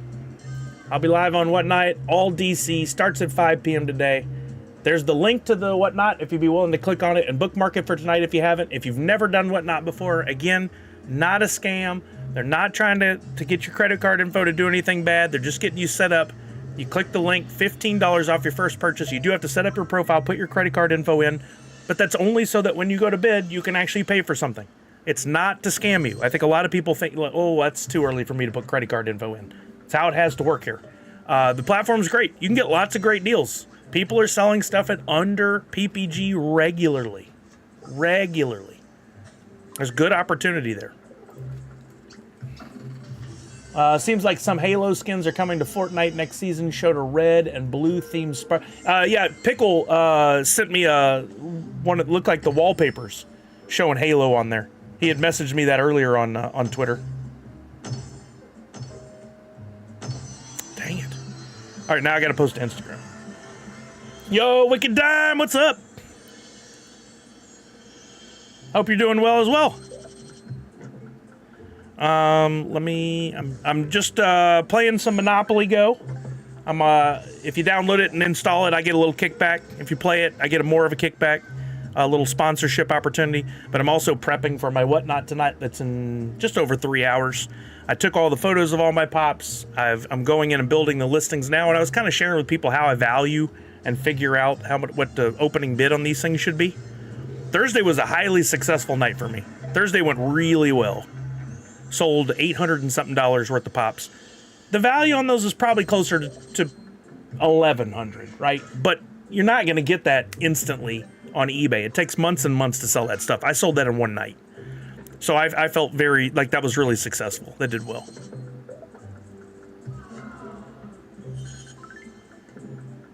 Yeah, I think it is, Chuck. I think it is.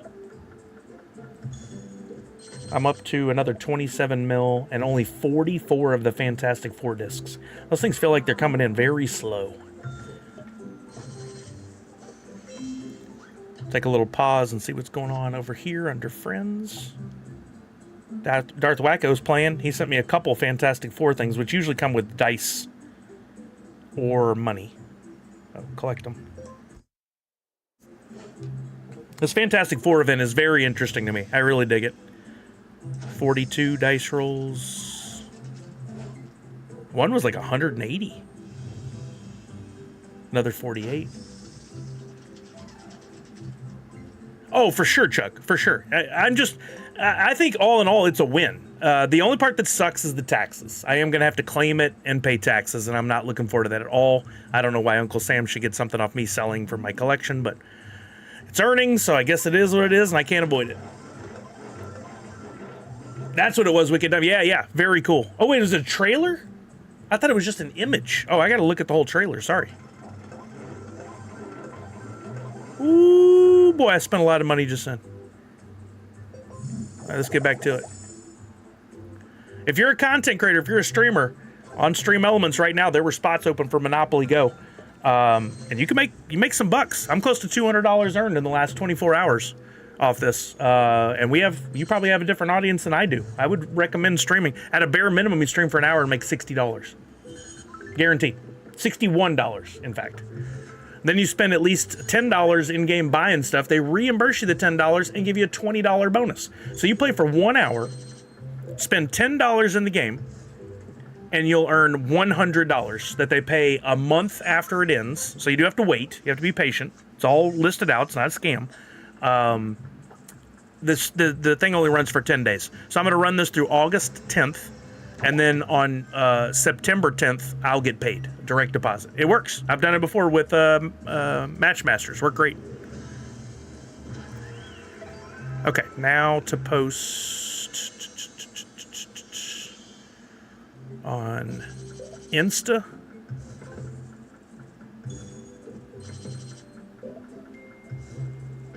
Ooh. Kelly says, would you like a treat from Starbucks?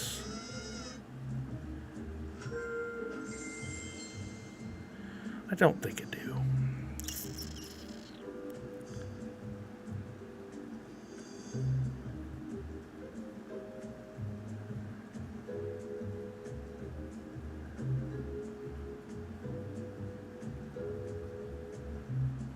I wrote, no thanks, I'm good, but I wrote, no thanks, I'm hood. Oops. I'm hood. Yeah, Pop and Stock, if you want to try any of those and you run into any trouble, let me know. This literally is one overlay that shows that down there that I had to put into Meld or OBS, whatever you're using. This is a screen capture using a software that's free called Lonely. It's called Lonely Screen AirPlay Receiver. You run that software, you mirror your phone to that, and then I cropped it, and that's it. You're good to go. That's all you gotta do. It's super simple. Super, super simple. Yeah, well, there are, Chuck. Believe it or not, there are. I don't hang out there, so I don't know much about what you have to do to be affiliated with the folks in that area, with the groups in that area. I'm not up to speed on that. I don't know.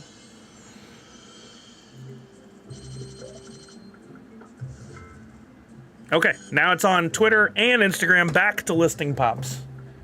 Back to listing pops. Okay, we listed one already. This all takes time. There's no easy way around it. It just takes time. We listed Red Sun Superman. That's the only one we listed. I work near the corner of Martin Luther King and Rosa Parks. Okay, didn't know that, Chuck. Did not know that. Red Sun is listed. We'll put that over there. Let's get back to some other Supermans. All right, next one I got up is this one. I don't anticipate a high value. It was from the special edition San Diego Comic-Con, but you never know. My guess is it's probably like a $20 pop at most. Sadly, that's how things go these days. So let's go back to...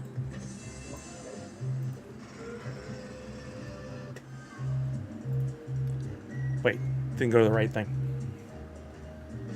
Over here on HobbyDB, we do Superman Pop 402. Would have been cooler if it was 420. This is going to tell me the black and white's worth 24. Again, I don't believe that. I don't think that's accurate. There's a few variants of this particular mold, but we've got... This is the booth sticker. The shared is 17, the booth is 24. Let's look at what data they have, and at the same time, let's pop over here. Pun intended. Superman Pop 402.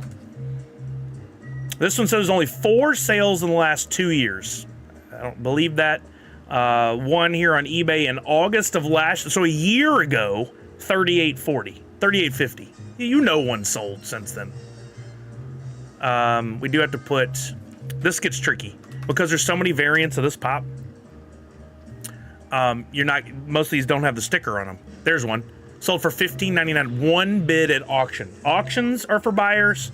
Buy it now is for sellers. That person screwed up. There's one signed by who? Tom Welling. Oh, okay. Pretty cool. Pretty cool. Any other booth sticker ones? It's really hard to filter out. Like, what did they even write for that booth sticker one? SDCC 2021 limited sticker. Let's try SDCC and see if that brings up some more. That's the only one that sold. $15.99. But I'm willing to bet there's more. They're just not listed. So if we come down here and we look at, there's no itemized sales, just these. $38.50, $18.50, $13.20, an average of $24. This really kind of supports that. So for once, they're pretty close. I'll list it at $19, and I think somebody may be interested. The box is in great condition. It's minty. I took good care of it. It's perfectly mint. So for a rare occurrence, it's actually pretty close to the right thing. That was Superman SDCC special. Superman, what do they call it on HobbyDB? Imperial Palace.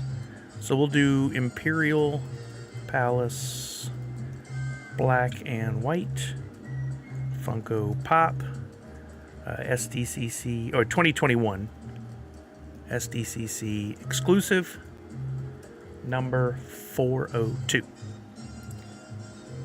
That's not right. Copy that, paste that.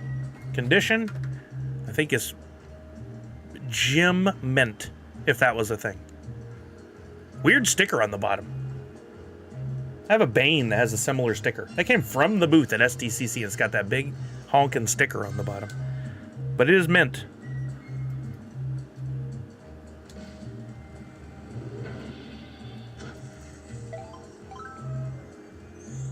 Pop Heroes. Franchise is just DC. Character is Superman. Features exclusive. Or black and white. You can't do both, weirdly. It's not autographed. When I say 19's my opening, let's actually do 17. There's a lot of research and then a bit of guessing that goes into all of them. Publish. So it takes me about a 2 to 3 minutes to post each one when I'm looking up these values.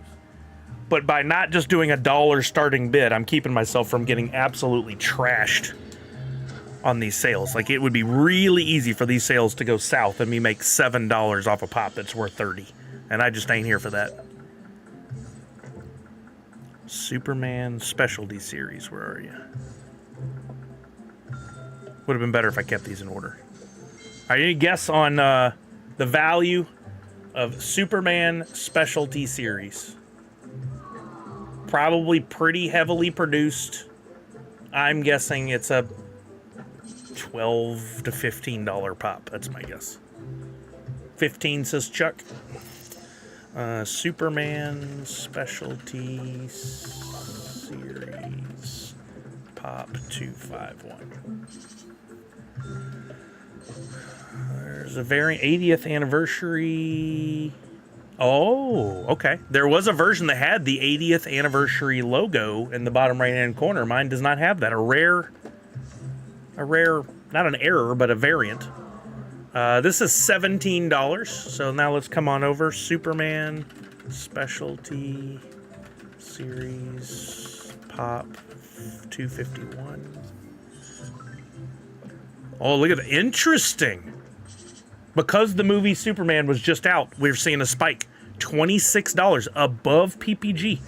But is that $26 sale because somebody didn't know that it needed the specialty series in the corner? Don't know.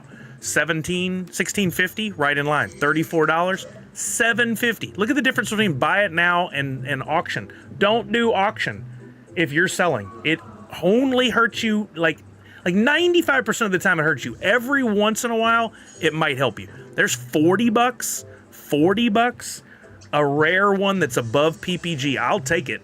We're selling at $40 regularly. I'll start the bidding at 20. No, yeah, 29. I'll do 29.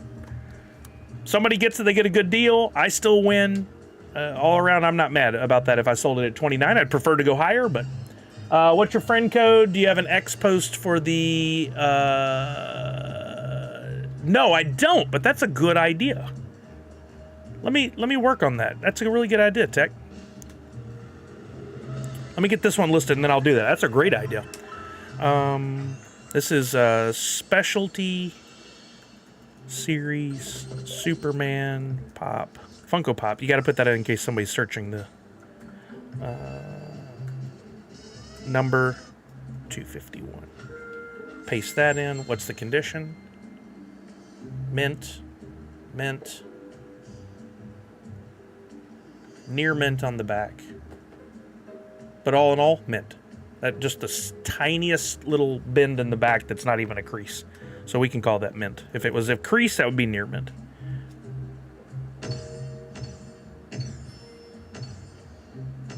Dang it. I rarely get the small heist. Condition, mint. Collection, heroes. All DC are heroes. Franchise, Superman. Not Supernatural. Superman. Character, Superman. Features, exclusive. Or no, specialty would be better on this one. Oh, just got 260 of the discs. Let's go. Funko number 251.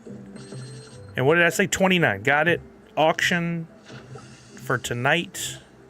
Shipping profile. Standard pop. Publish. Bam. By the way, any of the ones that I do complete are available for pre-bids. If you want to pre-bid. Let's see if we can stop this real quick.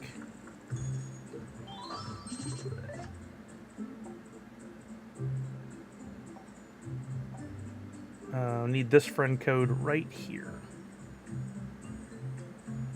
I copied it. Actually, you know what? I'm gonna have to. It'd be easier for me to do this over here. I need a Monopoly Go image.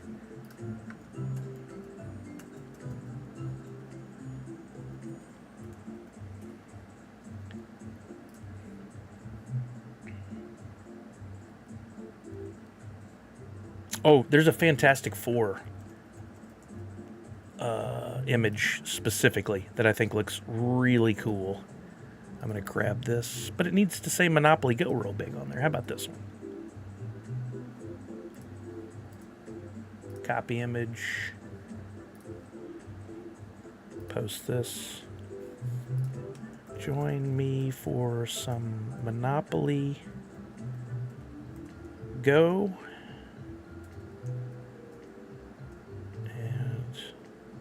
Participate in the awesome, no, in the fantastic. Let's use the hashtag. It should have a cool image to go with it. Yeah, it does.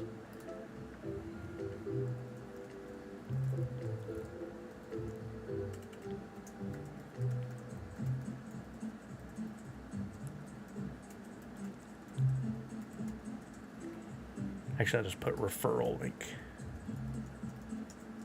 And that referral link is...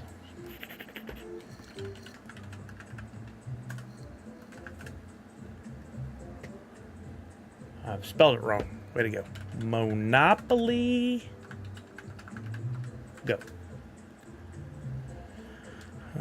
strms.net/Monopoly _go_CSSULY. Drop your friend code below to help out the NU community. MGO for Monopoly Go 99968B 2UV. Hashtag ad so I don't get in trouble. Even though it says referral link, somebody will scream, "You're advertising and you didn't tell me and I feel violated." Posting on Twitter now. That was a good call. Thank you, Tech. What's up, Prince Paradox? How are you now? Okay, back to the hotel.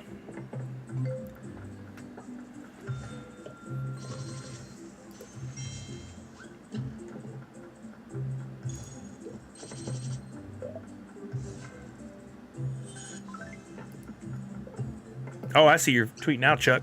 That's exciting. Okay, back to it. Got to get these posted. We've only gotten 3 done so far. How about Cyborg Superman? Chuck, by the way, we were off. That was surprising on that one. How about Cyborg Superman SDCC con sticker? Once at least a $30 or $40 pop. I'm going to say that one is a $20 pop. That's my guess. 25, says Chuck. Any other guesses? There's no prizes, just some fun. Cyborg Superman. Let's look him up here. Oh boy. Okay. Cyborg Superman 346. Should show that there's a couple of variants. There are. Looks like the con sticker is 32. The shared is 23, so already a win on this one, higher than Chuck and I thought. Superman, Cyborg, Pop, 346, 25. That's a shared. So then we have another one that's going for, because it's Superman and because of the movie. The Superman stuff is shot up. Booth sticker 40. Booth sticker 50. I've not seen this in a while where the sales prices are higher than PPG. Good timing on Superman stuff because of the movie. 50. So this is essentially a $50. There's a 27. They did say Summer Convention limited edition exclusive, but they didn't say SDCC in their neither did they. Wow, how'd they get 50? 41. This is a $45 pop, essentially. 45 bucks. I'll start it at 39. And I'll be happy if I got that, but it'd be cooler if it went higher. Cyborg, Superman, Funko Pop, 2020 SDCC exclusive booth sticker, number 346. Let's see what the condition is.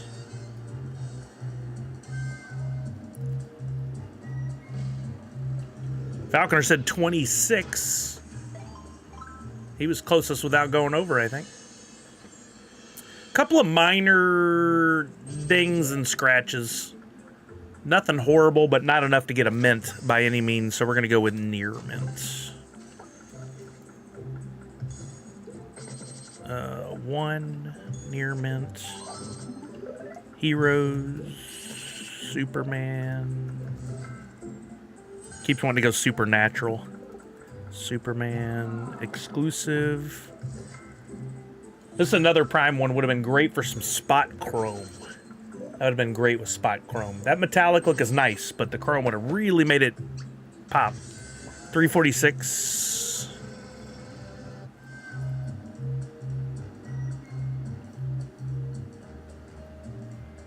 Listed.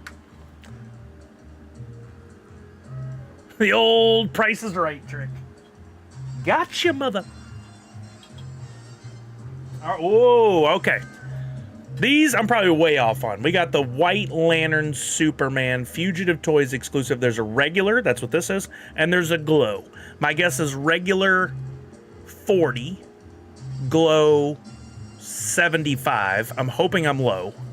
But the numbers on these are way lower than most people give them credit for on how many were produced. White Lantern, Superman,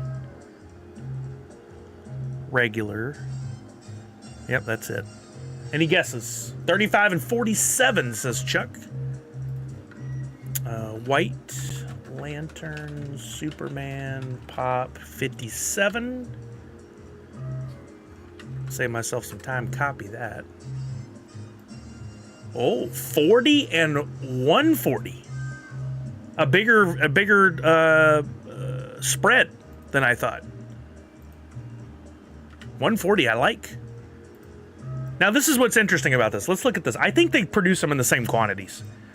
Regular says it's in 3,992 collections. I'm guessing there's 4,000, maybe 5,000 were ever produced. Now let's see about the glow. Okay, it is in significantly less collections. Maybe it is shorter run. But when you ordered from Fugitive back then, maybe I just always ordered so quickly. I got one of each.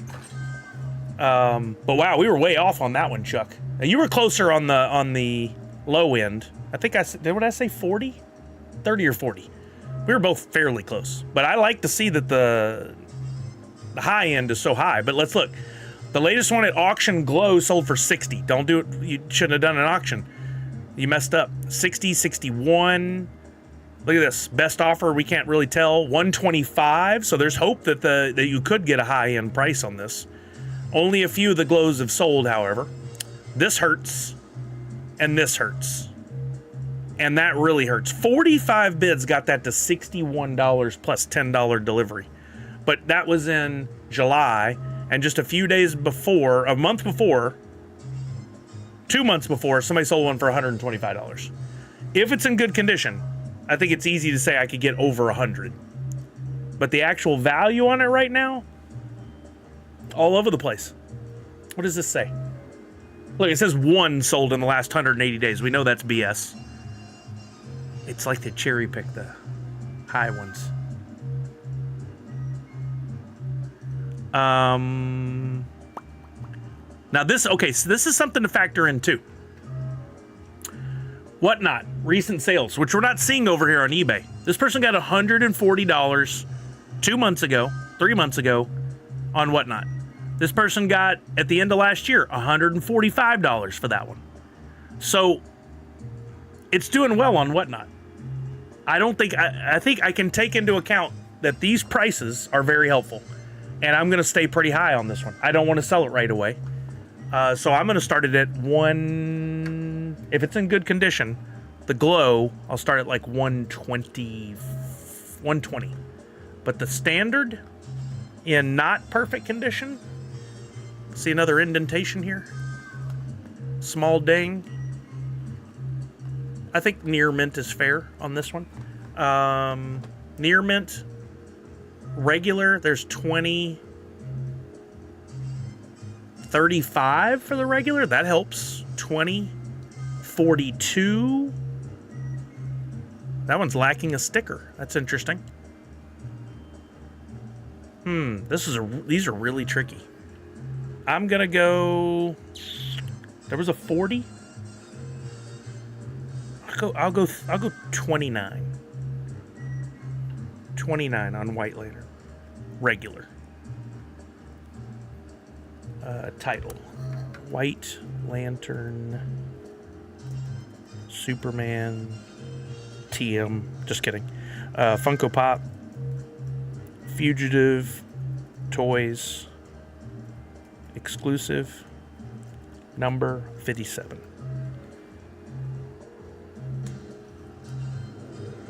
Near mint.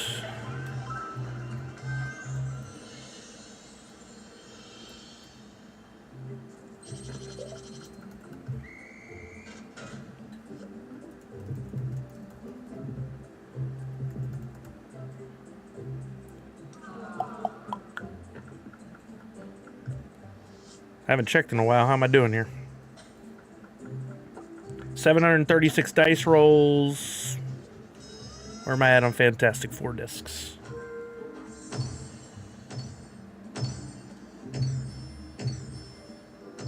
Dang it. Yeah, got it. 29. I don't know, based on what we saw, I was all over the place yelling numbers, but do you think 29 is a fair starting price on that? As long as somebody'd be willing to pay 29 or higher, it's a win for me. I'd prefer higher. We got in a couple of bidding wars on the Batman Pops the other day, and that really helped me. I think 29 is a good start.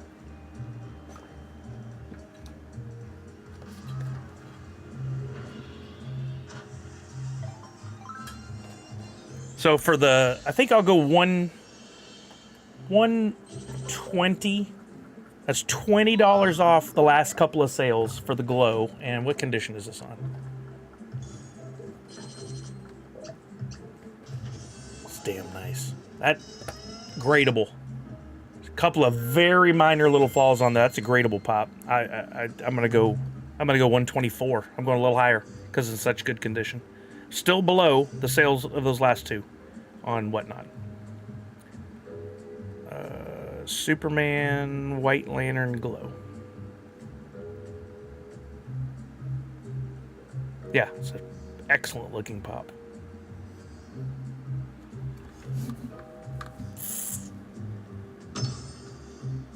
Whoa, I just hit two at once. I didn't even know you could do that.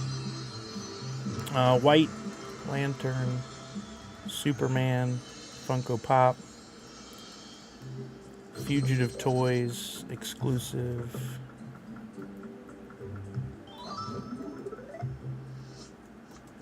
Number 57, and we gotta start it with glow. Glow.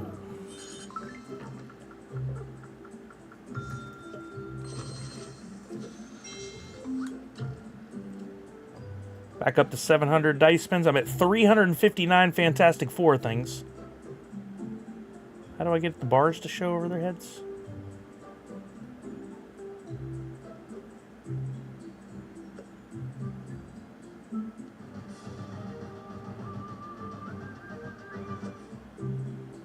Oh, it's Mr. Fantastic. I just remembered. Yeah, we're close. All right, come on. Get me there. That's a big prize on that. Oh, nice. 400 and a gift to give somebody.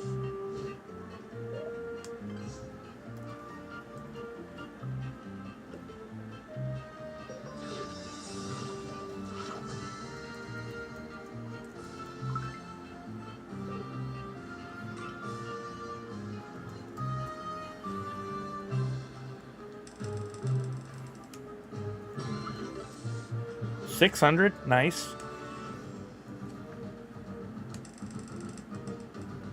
$400 and a free spin. This is a good round.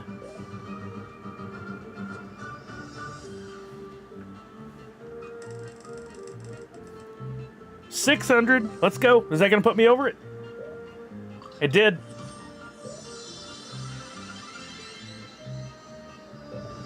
Level up. What do we get for prizes here? Falconer, you just need my friend code. So you go to the Friends tab on the bottom right, and then you add my friend code, which I just put on Twitter. And then you just type in the friend code. I wish just scanning my QR code on the screen would do it, but it doesn't.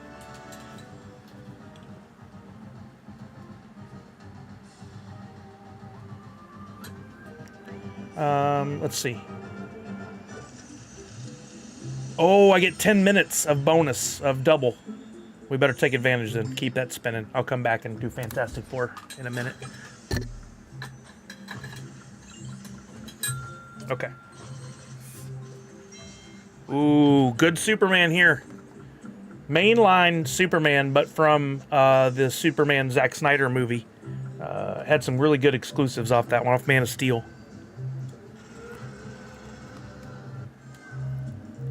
Probably a $40 pop, 30 to 40, I'm thinking possibly. I don't think they made too many of those, but I could be wrong. Let's see. Superman Pop 29.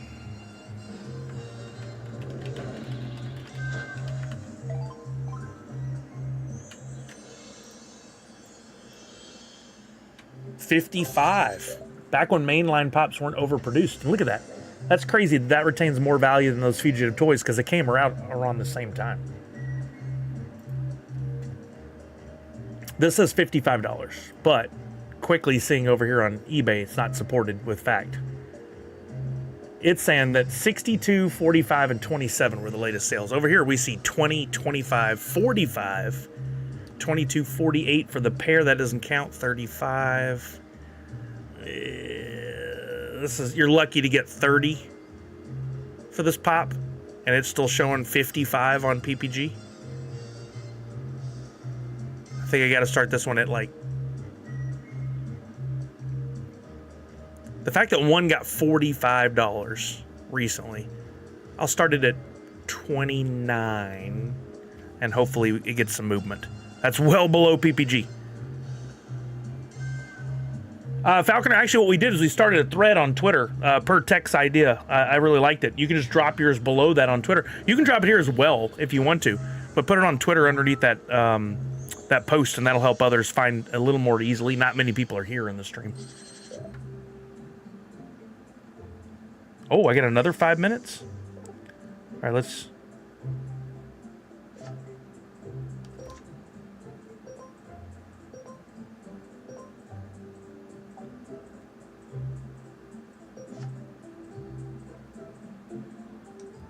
I don't know if this does anything other than it's just kind of fun.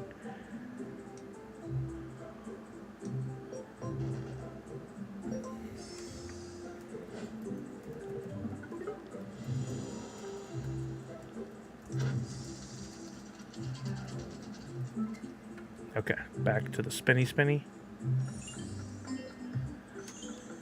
What's the condition of this one? No, you're good, Falconer. You could drop it here, too. There's a few people here that are playing. Both places would be... Oh, we got a nice ding on the back. Or a bad ding on the back. And the top. I can't call that one mint or near mint. We'll call it good. Again, often people see that and think one thing, but it doesn't mean what they think it means.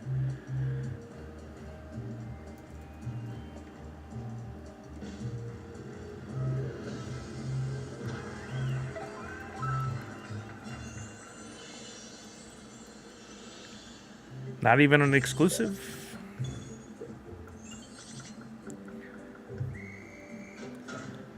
Yeah, I'm okay with the 29, even with a little bit of damage. We'll leave it there.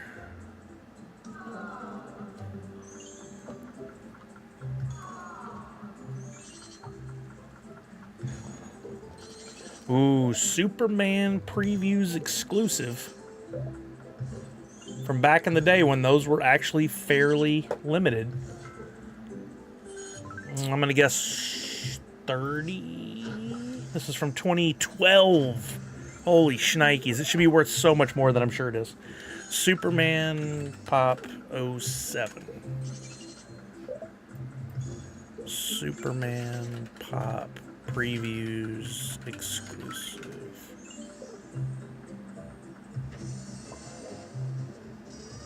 Oh, I have that one somewhere, the Bizarro. There's Cyborg. 7 didn't work. There's Superman Kingdom Come. Wait, is that it? Number 7. That might be it. 9 variants. Bobblehead. This is not a bobblehead.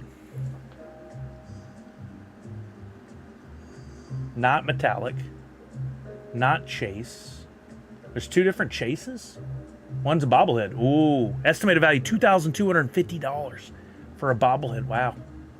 I think it's this one. Yeah. 07. One says DC Superheroes. The other says DC Universe. And that's this one. Dang, that was hard to drill down to. That's the one, though.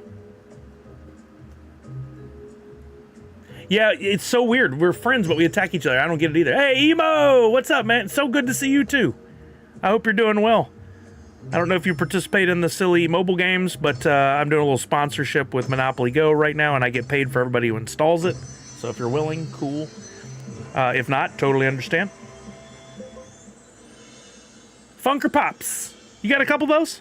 Yeah, I'm selling on Whatnot. Got to the point where I had to pay bills. So here we are, and just thought I'd spend the day putting stuff together, but also hanging out, playing the game, and talking with folks, and talking about how I value things, figure out what the value is, because, like, the sites right now are not right. Look at this. We got a DC Universe that's hidden behind this. It'll go away in just a minute, but that one sold for 15. That one sold for 24. $9.99.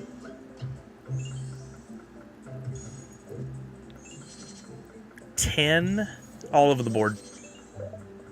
It's so hard to value these. I could probably ask easily, if it's in good condition, 14, and we'll see how it goes. $11 million I just brought in. I like it. I wish I were real money. That'd be dope. That'd be awesome. Superman previews exclusive. 14.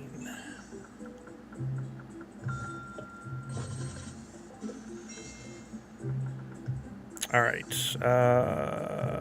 Funko Pop. What you up to, Emo? What you got going today? I'm in the process of clearing out my Funko Soda.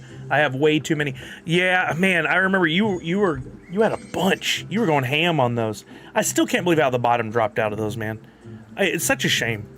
If they just kept making with the numbers on there and the chases, all would have been well. But as soon as they changed it to some with no numbers, bottom fell out overnight. It's crazy, man. I have some, but I didn't go nuts on them.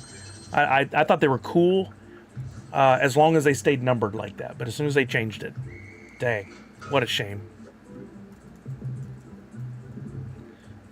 Previews exclusive / DC Universe. Number 7. Almost all of them, I had about 80% complete. Dang!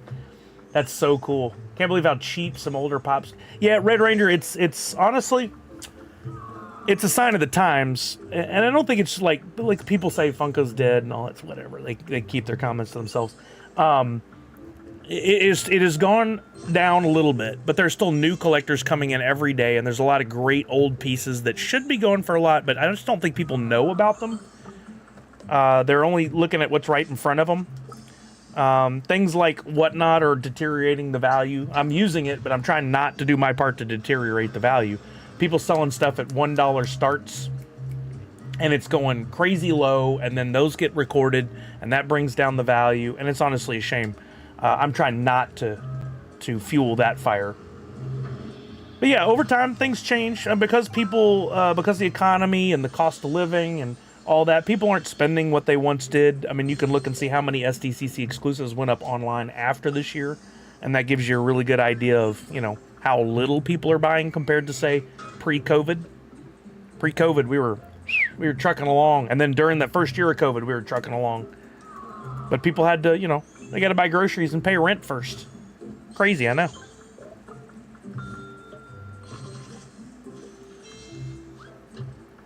$14 starting on that. I really thought I should have sold these, of course, like during COVID. I'm still going to do okay. But if I'd sold them during that first year of COVID, I'd have made double, maybe even triple in most cases.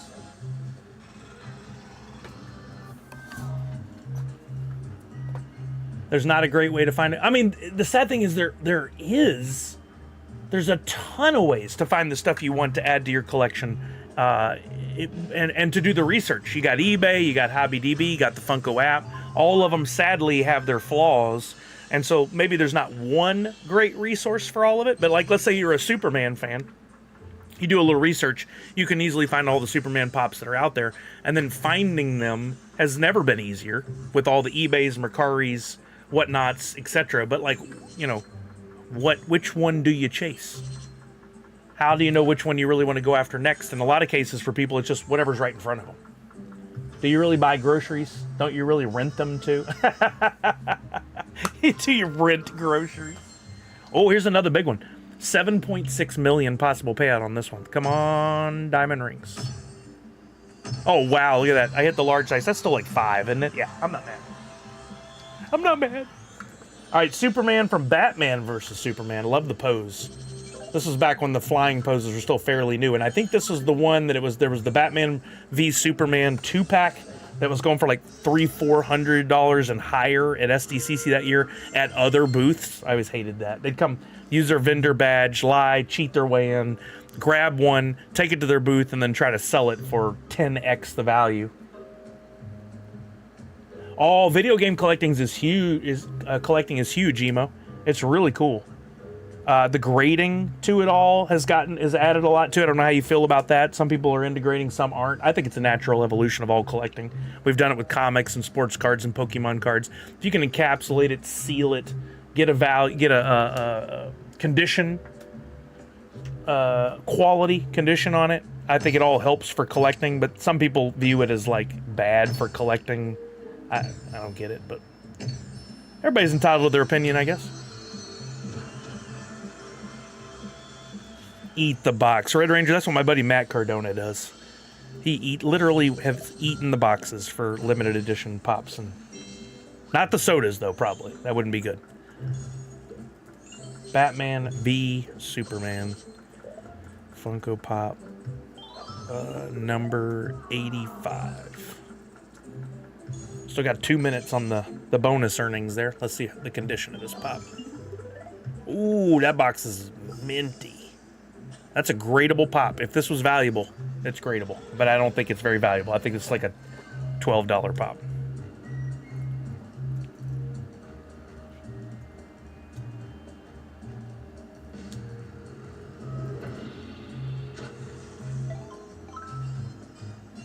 That's still Heroes. Franchise Batman v Superman. Character Superman. Not an exclusive. Number 85. All right, let's see what the value is. Any guesses on just a regular old Superman number 85 from Batman v Superman?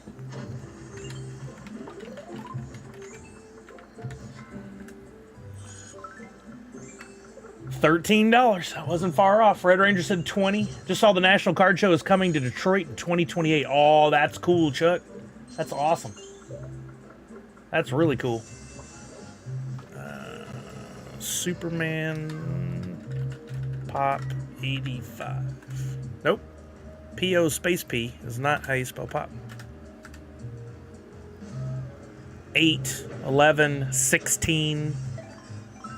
Oh, that's, see, look, graded pop. Love it. I love to see those going for more.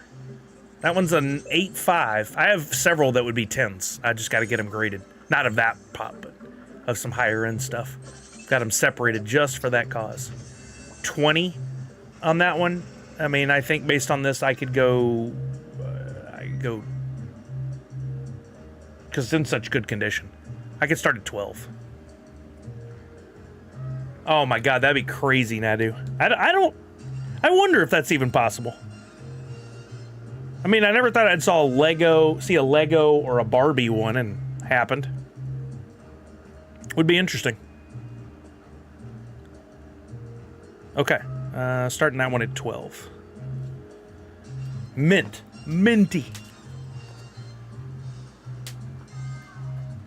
All right, black and white Hot Topic Superman, probably like a $12 pop. No matter the condition. When it comes to that level of pop, people don't care as much.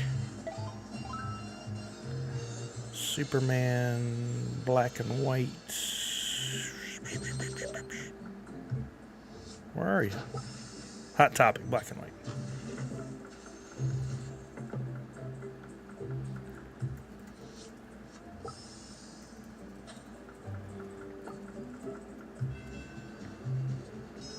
Hot Topic exclusive. What level in game do we need to get to reach free? If you just install it, I get 50 cents. If you get to level, the second level, London, I get paid like a couple bucks. If you get all the way to level 5 and then level 11, I make money. I actually make money at many levels past that, but I feel that takes quite a commitment to get past 11. But the more you play, the more I'll earn for the next 10 days. I mean, if you got a few minutes here and there to just put it in auto mode and let it do its thing, cool. That would be super helpful. Oh, man, again, minty. Probably because I had my choice on the shelf of all of them. When I got, that didn't get more mint than this. That's ultra mint.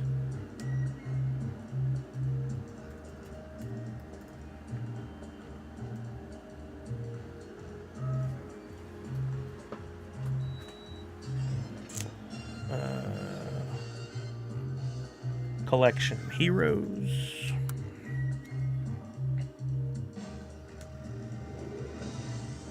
Man, every time I go up on Jake's board, he's got no blocks. It's a win every time. I feel bad for Jake.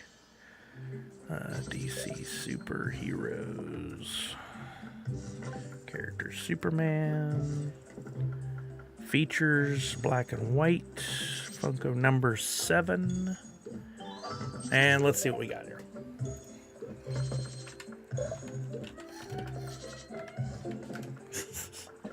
I'm on Camelot, not sure what level. So once you go from level to level, you'll see there's a vertical of all of them, and it'll tell you what level that is. I think Camelot's like, I think it's around 5, somewhere near 5. Superman Pop 07. I don't know why action figures are coming up. Oh yeah, the map. I haven't really looked at the map. I forgot about that.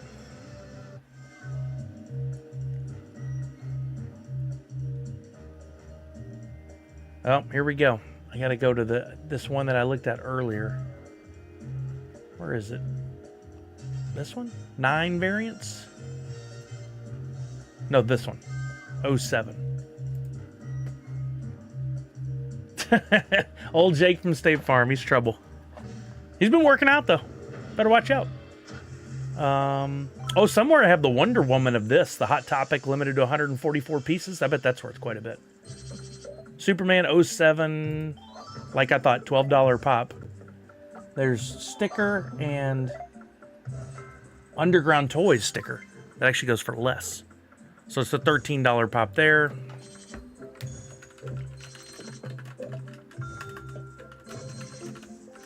Superman Hot Topic. Oh, Clark Kent goes for $25. That's good. I got one of those coming up. Look at this one. Sold at an auction for $1.99 plus $9 delivery. The Clark Kents are actually going for quite a bit. It's black and white, $9. I'm gonna have to start it at $7, and maybe somebody will pick it up. It's basically a make my money back pop, what I paid. All right. For a minty pop, after all these years, you'd hope something better. The man with the answers to save me again. Hey, Wicked Dime, thank you for helping. He is very helpful. Might as well do the Clark Kent, since we just saw that a bunch of those are going for good money.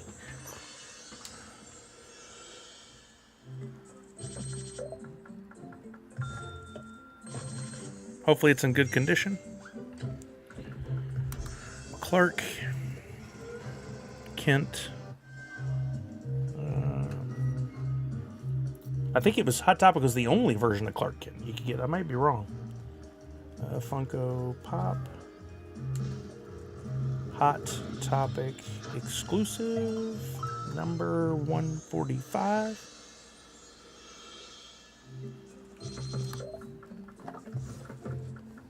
Our bonus period's over. I'm sitting on $84 million now.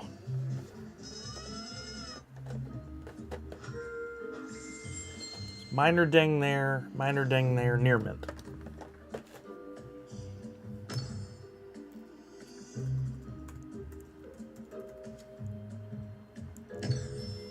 What is that silver M small height? That's new. No, it's not. I just don't see it that often. Oh, 3 in a row. There we go. Okay, stop the rolling. Lots more Friends activity. Darth Wacko's playing.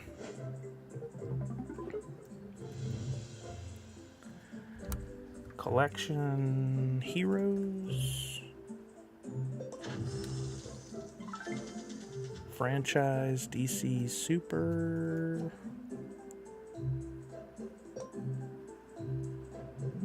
Oh, we can close this city out.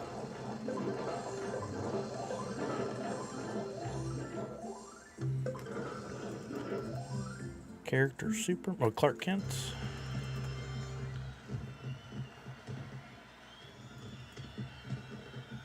$145.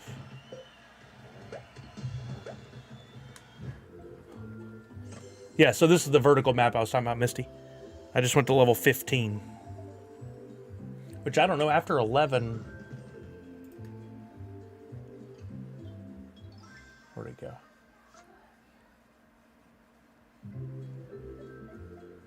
I lost that page with Stream Elements. Where'd it go? There it is. I get paid at 2 5, 11, 18. Somebody made it to 18. And it's not me. That got me $8 right there. So in 24 hours, I'm at $175 on this. Just for reference for anybody that's a streamer and might consider doing it. I mean, it's going to depend on how many people you can get convinced to download it, but you could get friends and family to do it too and play. All right, let's look up Clark Kent. Actually, I need to build a little more.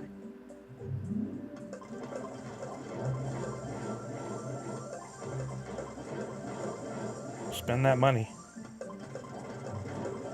Dang, we're cranking through that money.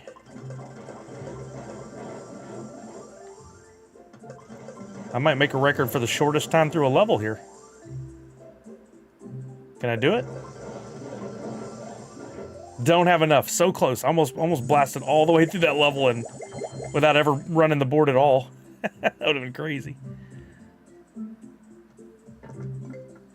Oh, we got to do the Fantastic Four thing.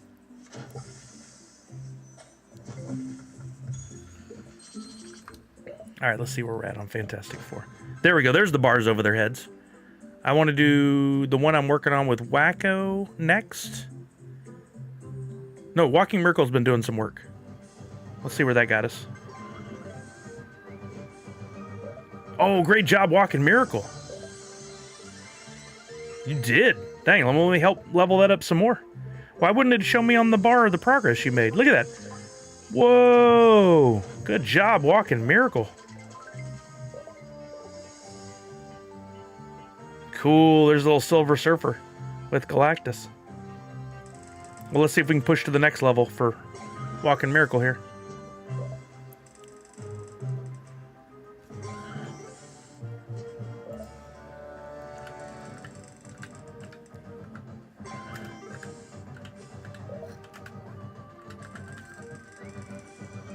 Come on, there we go. 600. I've only hit that 2,000 one time in all these. There we go, Clark Kent. This says $40. All right, let's send Walking Miracle bonus.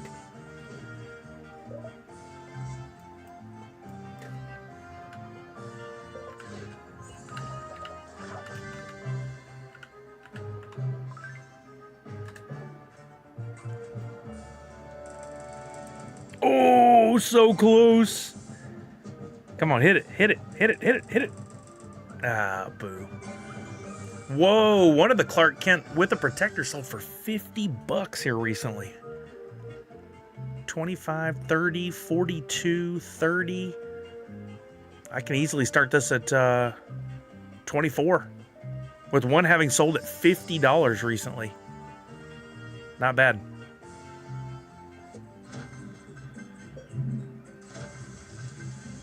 Let's take advantage of that bonus.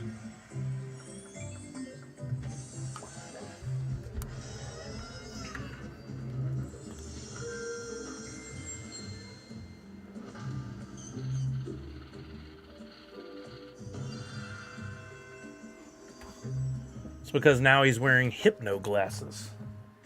That's why Clark Kent's going for more? Oh, look, this is one of those, if I get the stacks of gold, 14.6. Thanks, Lloyd. You got the goods. Oh no, come on. Where's the goods? There we go. There's one. Ah, oh, dang. We didn't get it. Falconer was holding out on us. All right, Clark Kent. That was a good one.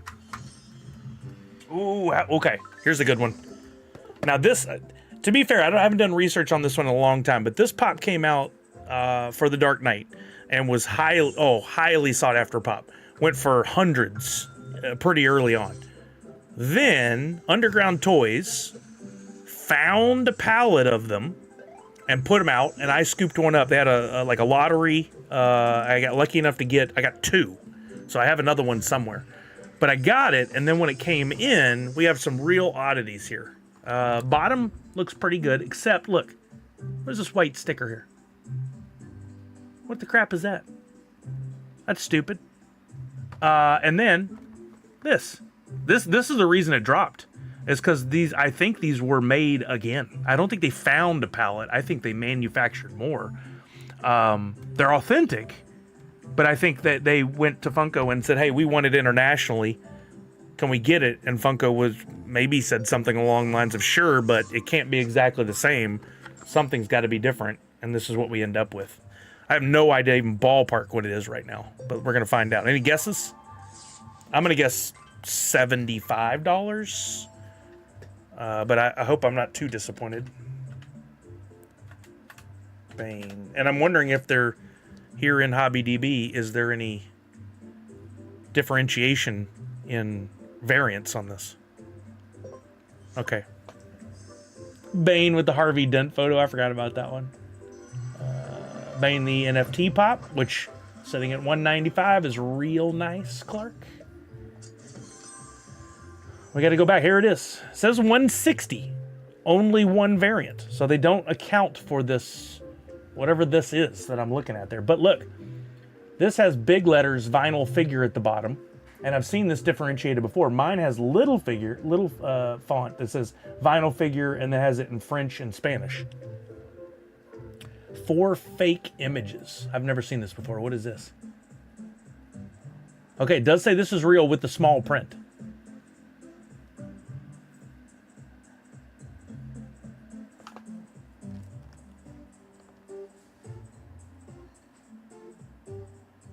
Logo located above dark color. Looking at these other real and fake. Fake. No, mine looks real. None of this looks sus. Oh, the bottom of the foot.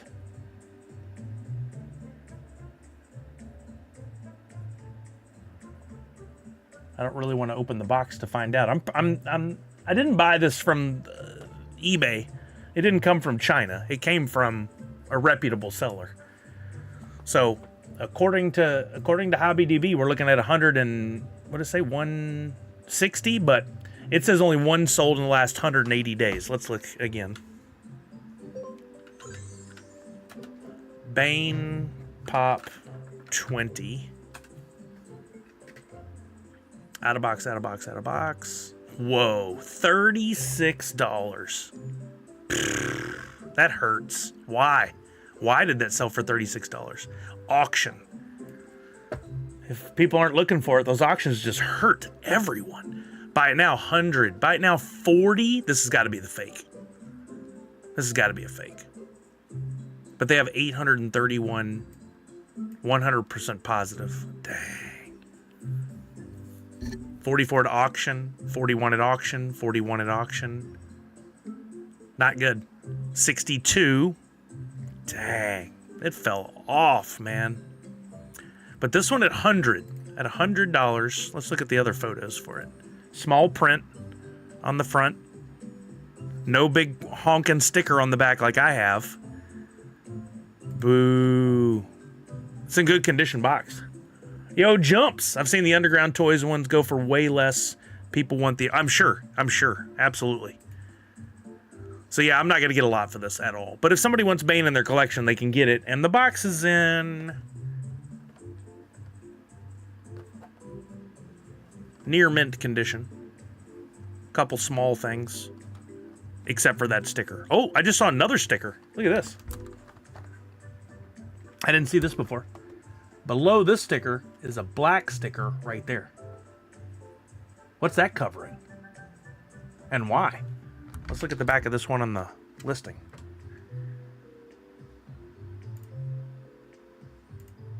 It's covering all that...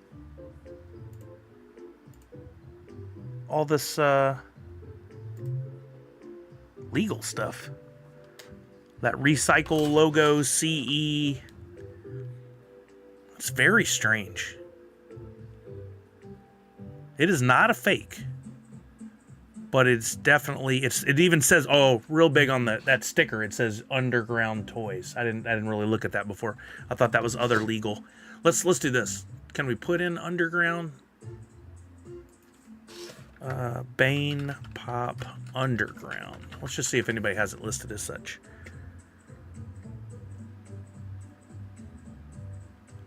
results with fewer words. No underground. Nope, nobody puts underground in the listing. So I can reveal it, I can show it. Look at these listings, all near 100, 90 to 100. And then the auctions kill it again. I can start it at like 59, maybe. So Underground Toys was an independent company. And then eventually Funko acquired them, but they were a distributor in the UK. And for a long time, getting Pops in the UK was terribly expensive unless Underground Toys got the Pop and distributed there. And even then, it went for more at retail because of their expenses to get them sent over. But then eventually Funko acquired them in an effort to increase their international distribution, and then just made it Funko Europe. I don't know if you can even go to an Underground Toys website or anything anymore. I think they may all be gone, all that stuff. But it once upon a time it existed, and you'll even see some with stickers in blue and white that say Underground Toys. For a while there, when I was trying to remain like even sticker complete, I would buy the American US version, and then I would buy the Underground Toys version. I tried to get into collecting the Pop Culture ones, but it turns out they were some of the biggest a-holes on the planet. I would never recommend buying from Pop Culture. I've been telling people for decades to never buy from them because they don't stand by anything they say they're going to stand by. I bought a whole inner 6 Pops from them. Of one of the original Hot Topic exclusives of Daryl in a poncho, because you couldn't get it in the US anymore, and I bought it from them. They sent it in the inner with no additional padding. The inners are super thin cardboard, and every Pop was damaged. And on their website, clear as day everywhere, it said, we ship the way we would want to have things shipped to us because we're collectors too. And I sent them all kinds of photos, and I said, dudes, you didn't ship how you said you were going to ship. I want my money back. And they're like, no, those are good. And I was like, I'm showing you photos. These are not good. And they're like, no, that's okay shipping on our account. And I was like, okay, I'll tell the world what a piece of crap y'all are. And y'all won't be buying from you ever again. And they're like, okay, bye. Okay. All right. And so I've been telling everybody for a decade plus not to buy from them. I probably influenced dozens of people. Dozens. Yep, C jumps. Like, don't ever buy from Pop Culture, no matter how tempting it is, because they're working around the licensing restrictions. Funko makes something, distributes here in the U.S. at an X number, or the Hot Topic exclusive or wherever. Then they can manufacture additional ones to send because Pop Culture's in Australia, and they're not an exclusive anymore to Hot Topic. It's the Pop Culture exclusive now. So if Hot Topic had 10,000 made, Pop Culture could have had an additional 4,000 made, and all they were doing was diluting collecting anyway.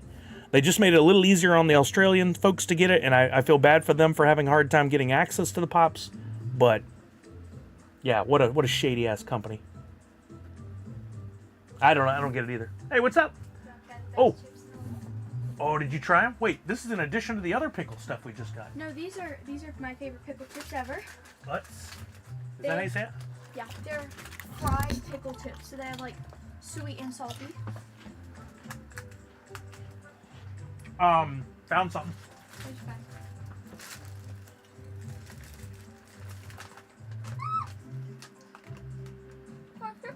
And also, your Labubu is listed. We're just waiting to see if anybody purchases it. Oh, be careful. You had to see the other fun stickers we got? I didn't show these on stream yet. We got Sune running. Cute. From Vicious Kill. There were I think 3 or 4 versions. This music. It's from this game. Oh no, there's sticky or something on here. On the shelf clip. What the heck? That's so cute. And then she had these pins with the same. Those are so cute. Yeah, check these out. I don't know if Vicious Kill was listing these on. Hold on, we gotta cover faces. I gotta figure out how to do this. I'm not a weatherman. There we go. I don't know if Vicious Kill is selling these on their website, but they're really cool. I like that it's a collaboration on the art between Priscilla and Vicious Kill because he always has the people running. I've given away his stickers here before. They're so cute. Yeah, they're really cool, aren't they? So I can use more chips before I leave. Yeah, I do want one. Now that I have the taste for it, I want one. They're so good. That's good. Bye-bye. Bye. Those are yummy. Oh, really, Darth Wacko? We'll get back to it. I got to earn some more discs here. Let's see. Oh, you just added a bunch. Because I have you at 9620. Dang, good job, brother. I don't know why it doesn't like auto update for me to know that you had done the extra. Because I keep going back to that view with the 4 progress bars. Oh yeah, we got a free spin. Let's go. What did I say the condition on this was?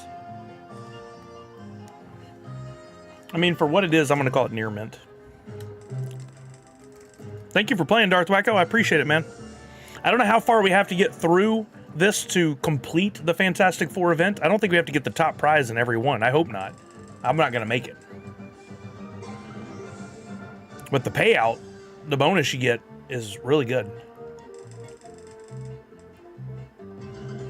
Right, Tech? And Tech, there's a deal on there. I'm not implying you need to spend any money in this game, but I did it because as a streamer, I get reimbursed for my purchases up to like 50 bucks. For, I think it was $13.99, gave me 1,500 spins, and I've been just going for the last 24 hours, and I've gone as low as like 400 and as much as 2,200 dice or spins. It's fluctuated a lot, but that $13.99 really boosted my gameplay here. All right, Darth Wacko, sorry I couldn't get us to the next one, but let me do some more earning here, and then we'll... Huh. Mommy, she was trying to get a screenshot of me smiling. Oh my god, let me show. She was trying to get a screenshot of me smiling. Oh no, it's not funny. There. That's hilarious. Why was I making that? What is Sully up to in this image? That's hilarious. That's so funny.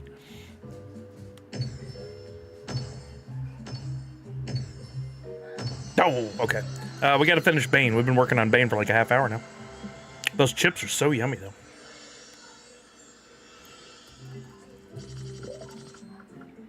The Dark Knight Rises. I have the one of my favorite pops ever, and I don't think I'll sell it, is the patinaed Batman from The Dark Knight Rises. I don't know why they didn't do more of the patinas. Those are so cool. They look like little statues. So very cool. Not even an exclusive. Funko number 20. I should put in here, pop in near mint condition as shown. Let me add an additional thing. This is the Underground Toys version with additional stickers. Additional photos available upon request. I don't want anybody getting scammed here. Or feeling like they got scammed. So what did we decide on, Bane? 20, no wait, what did I say? 49? There's several selling at 100.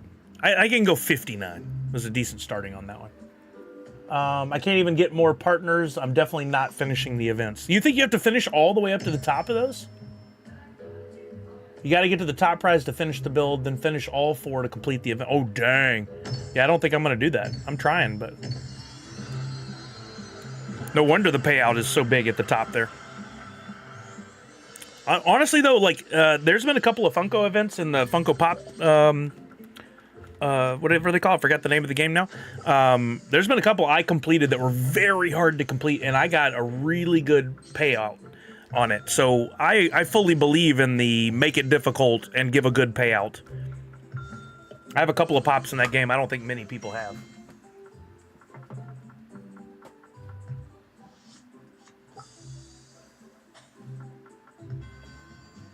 All right, I guess we're making decent progress. I got 2 more hours to get these finished. Oh, what a beaut. I had the regular one in the stream yesterday, and it didn't sell.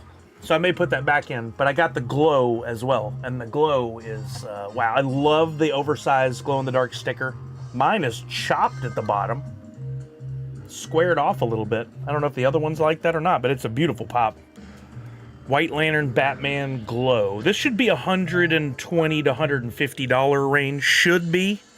Sometimes they're real surprisingly not there. White Lantern Batman Glow. And hopefully it's in really good shape.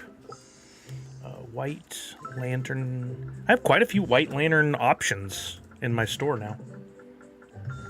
This should say Glow at the beginning. White Lantern, Batman, Funko Pop, Fugitive, Toys Exclusive, number 58. And now the test. Top is a near mint, front mint, side mint, back a near mint. Dang, that's the simplest little snag, but it's annoying. Near mint is best I can do on that one. The girls are going to a concert tonight, so that's why I'm going to be able to do my stream and then play some Fortnite later and stuff. But it's weird not to have them around. I was a bachelor for all that time during streaming before, and got used to being alone. Now I don't like it. I don't like it at all. I hope they come home soon. Looks like one that got dinged closing. Yeah, that happens all the time. Or it'll get, when somebody's putting two pops even close to one another, the bottom or the top can get hung on like the other pieces of cardboard on the front of these.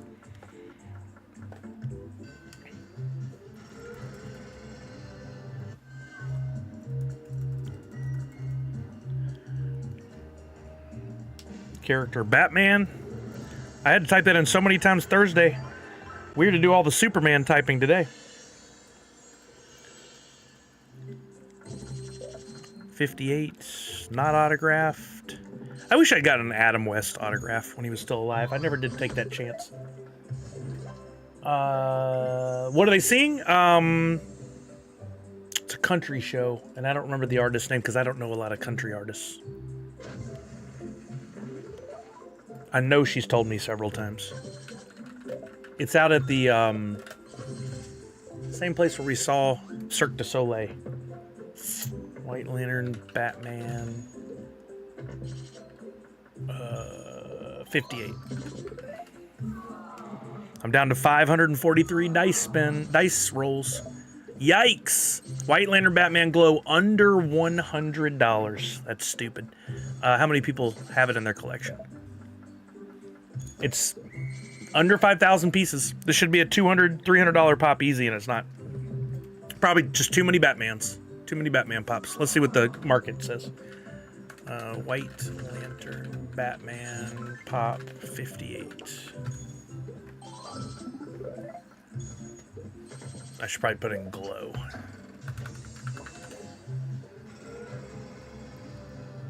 Look at how small that sticker is, though. That's really weird.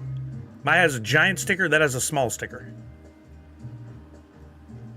Oh, you guys can't see it. Top up there under by $70. That's really strange. Any other big sticker ones? That has a giant sticker, but that's not the one we're looking at. I say, Batman is the one that there's so many options. Why pay more unless you absolutely love the very... Well, I think where... Okay, look at the difference here. I think where this really plays in is people like to be completionists. I know our friend was trying to complete all of them. And when you get down to those last few, you're willing to pay a pretty penny to get them all in your collection. Really hard to do.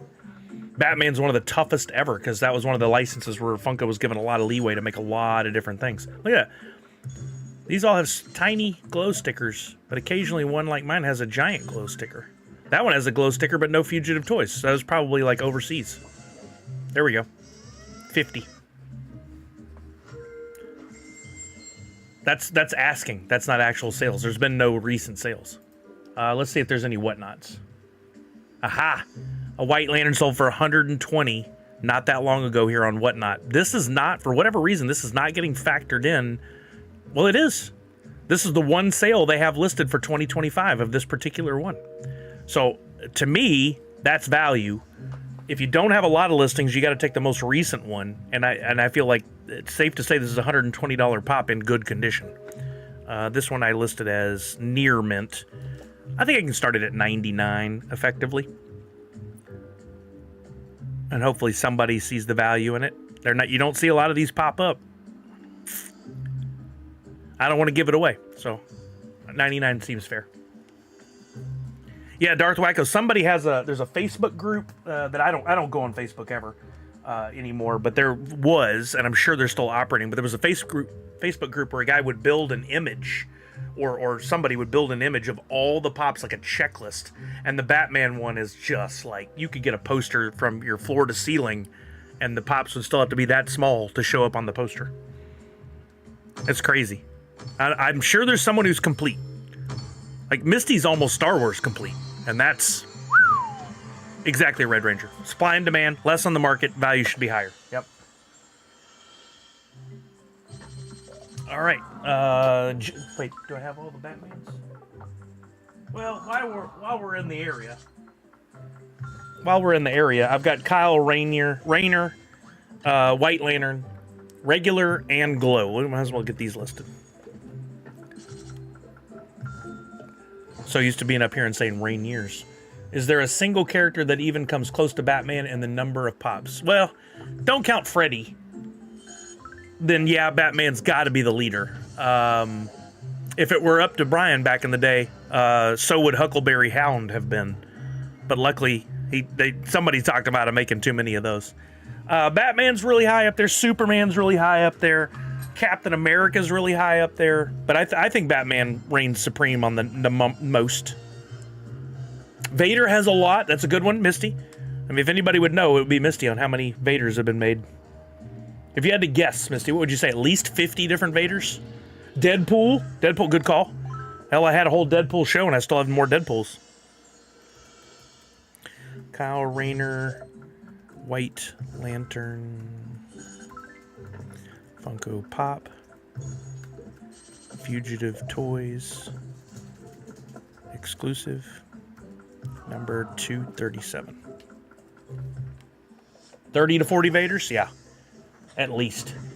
And then if you're a real psycho like I used to be, and you're trying to collect all the different stickers from those as well, it could really get out of hand, because you could have something that's a hot topic but also is available as an international sticker, or also available as like I mentioned, that other pop culture. You could get real out of hand. But I'm so glad I did that once upon a time, because I have both versions of that super rare Chase Spider-Man.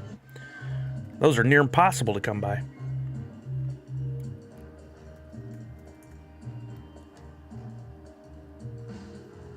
I ran into a guy on Instagram. He goes by iPhone Elite. His name's Alex. Some of you may know him. I know him he used to come by the booth back in the day for Funko. But he works on that show, Golden, the Golden Auctions. And he was seen in an episode in season 1 where a guy had a bunch of old MacBooks, or Mac computers he was in his collection. And they were valuing it. But I ran into Alex, and Alex immediately went, "Dude, you still got your pops?" And I'm like, "I still got a lot of them. I'm selling some." He goes, I'm thinking about getting you on an episode of Golden," which would be cool. I don't know if he actually could do it, but he does work for the team there. And I saw his videos from SDCC where he was sharing off some of the stuff he got and was talking about how it would be going up on Golden Auctions. And he said, I told him, I was like, I still got, quite a few that are really valuable, $5,000 to $10,000. And he's like, send me photos. We'll talk. We'll figure it out. So I'm going to send it to him. Who knows what might come of it. I don't have high hopes that I'd actually be featured on the show or anything, but wouldn't it be cool? That'd be fun. If you guys haven't seen it, it's a very interesting show. It's on Netflix. Golden. Goldin. Not E-N like you would think. It's the guy's last name. Golden. And they very smartly leaned into that for marketing.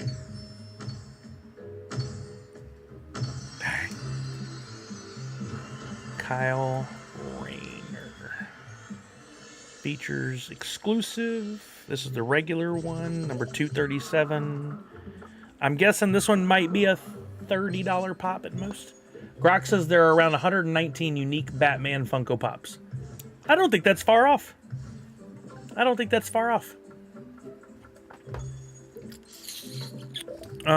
see. Kyle Rayner Pop 237. I'm back up to 35 mil again. Let's see. Thanks for all the gifts you sent, Wacko. Got a whole bunch of them. Let's build some more. Whoa, what?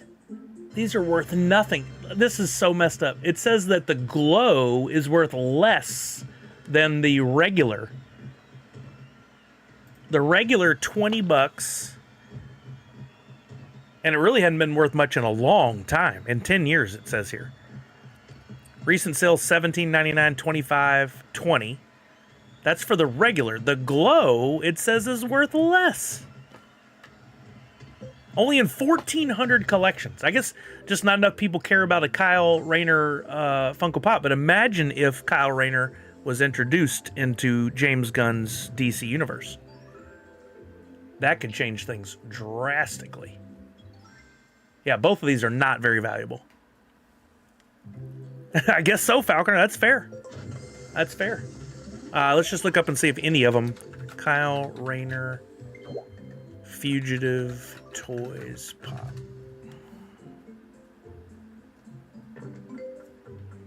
$25 for the glow. $20 for the glow. Oh, you know why? Regular one's not selling. There are no sales of the regular one. And look at that. Asking more for it. 20, 35. Interesting. I could definitely start those at 14 each. Let's make it 16 each on those. Just run a little experiment. It's probably what I paid for them back in the day, plus shipping. So I lose a few bucks, but at least they're moving.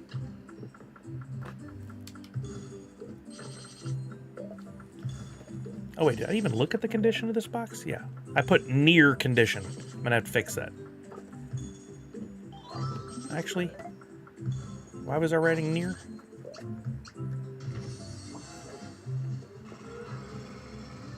That's mint.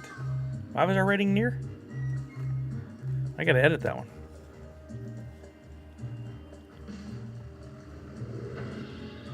That's weird.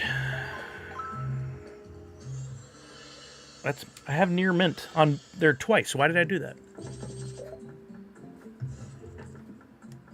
Oh, okay. I see why. That's fair. But it's not near condition. It's near mint condition.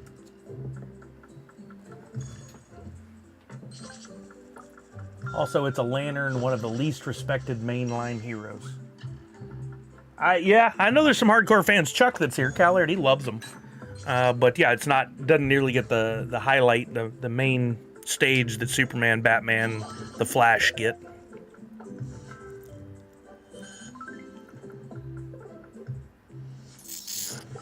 Kyle Rayner Glow.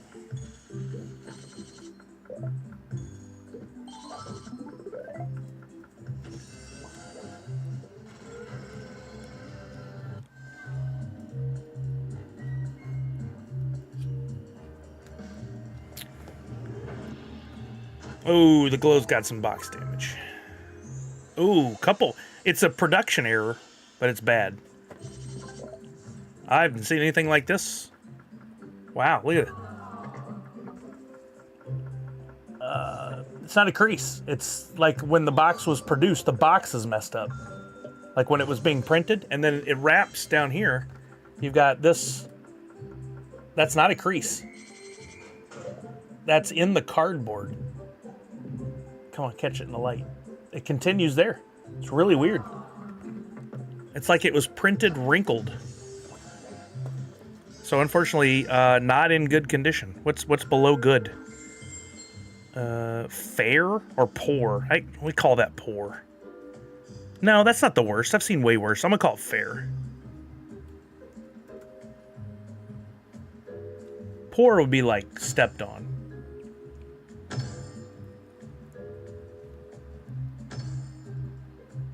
Unpopular opinion, the Ryan Reynolds Green Lantern movie was actually good. Actually, I didn't hate it. I'm like I've said before, I'm not super critical movie guy. I like seeing his superpowers in there. I like seeing the expansion of the Lantern Corps. I liked the humor, and I really liked on a recent. I watched it again a couple years ago, and I did not know that Taika Waititi is the guy in the chair in that movie. Totally not Taika, not the Taika we know today. So I enjoyed watching it for that. I would watch it again. It's definitely not the worst movie I've ever seen. Definitely not. Oh yeah, Falcon. That's a good way to get a photo or something else. Kyle Rayner. How many characters do you know have Y in both the first and last name? That doesn't happen a lot. Name another one. Go.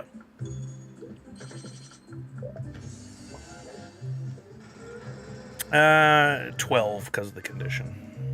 Boo.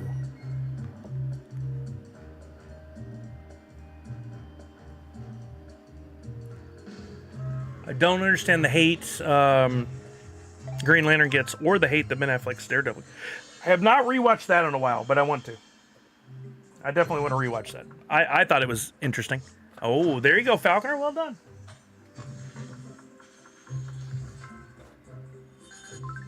Muy impresivo. I'm down to 113 dice rolls. No way. The 1,500 are almost gone.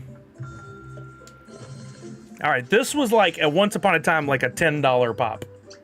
They were at every show. You could find them everywhere. I was going to complete the set, but I never did, of all the colors of the rainbow. Did I write purple in the name? Batman purple.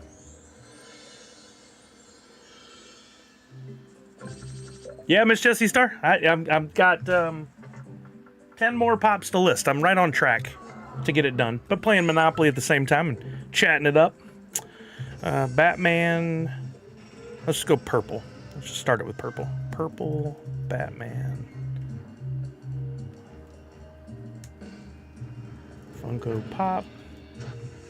Entertainment Earth exclusive.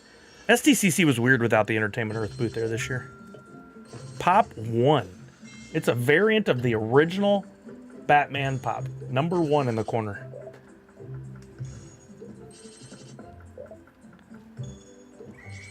Jail again. I gotta waste dice rolls on that. Near mint. Bale is 42 grand now? Dang.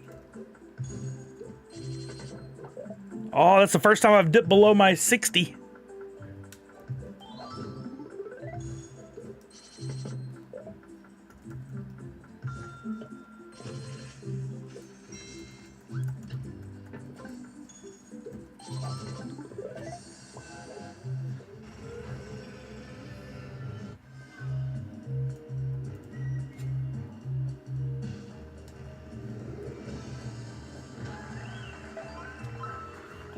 Attacked Boba and won.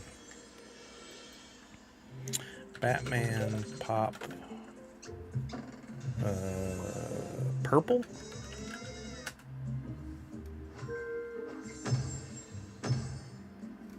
Oh, the 8-bit one. That's a fun one. Oh, you guys can't see it. There it is. 23 variants of the first number 1 Batman Pop. But it says 19. I don't think that's accurate. Let's just see if any of those recently sold on Whatnot or anything. 19, 18, 19.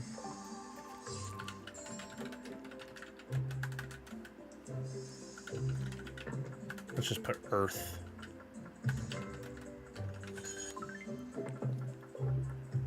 Wow, I can't believe that's selling for anything over $10. $18.50 somebody paid plus delivery. Somehow that one snuck back into... I know, Cinecoin. It's very weird. Very weird. Because it was always a tall booth, and actually, as a fan, I got to go up, as press, I got to go up to they had a double-decker booth. That was the first double-decker booth I ever got up into the top of. It was really cool to be able to see down on the show floor. I have a photo somewhere from that. But the Funko 2-tier booth we had that the first year we had it was so cool. You could see all the way down over all the people of Comic-Con. It was really neat.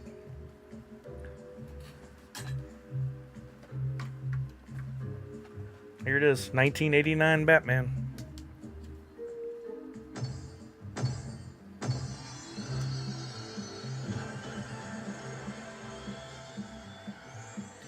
All right, let's pause on the spinny spin. 46 million again.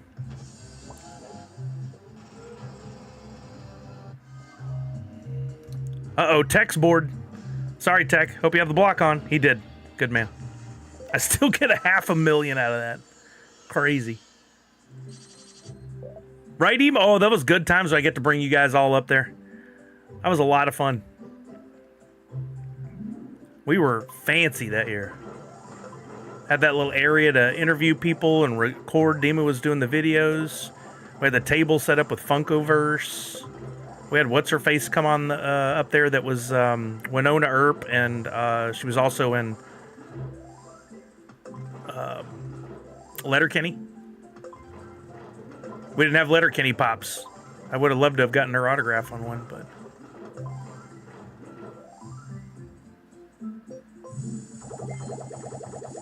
It's a lot more houses and hotels.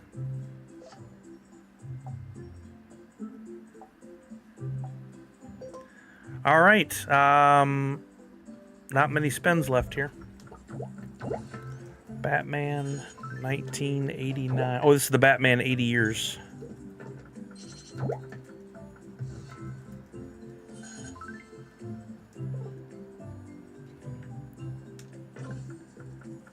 That's not an exclusive.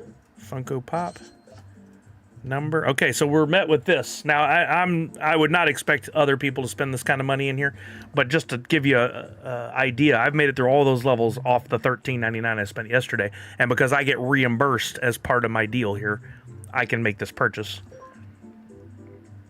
But I'm only doing it because I'm getting reimbursed. Normally, I would not.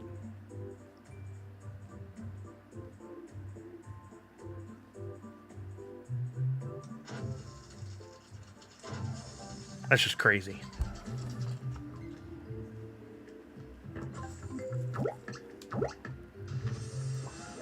All right, how's my Batman 1989? Mint. I like this pop a lot.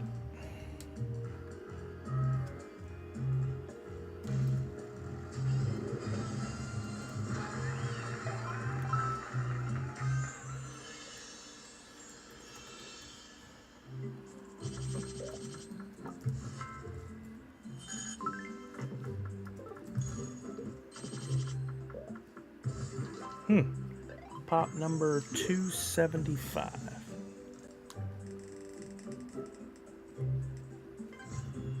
Sticker pack. Any guesses on Batman 1989 pop? Black box Batman 80th. I'm guessing it's probably a $12 pop. But...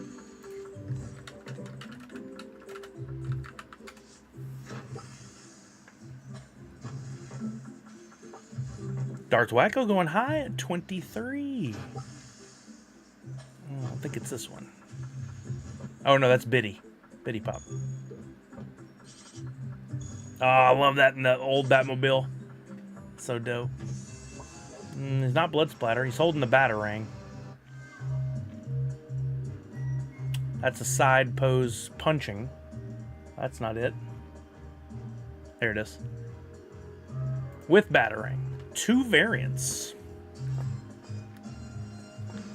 Oh, there's a gold and a silver.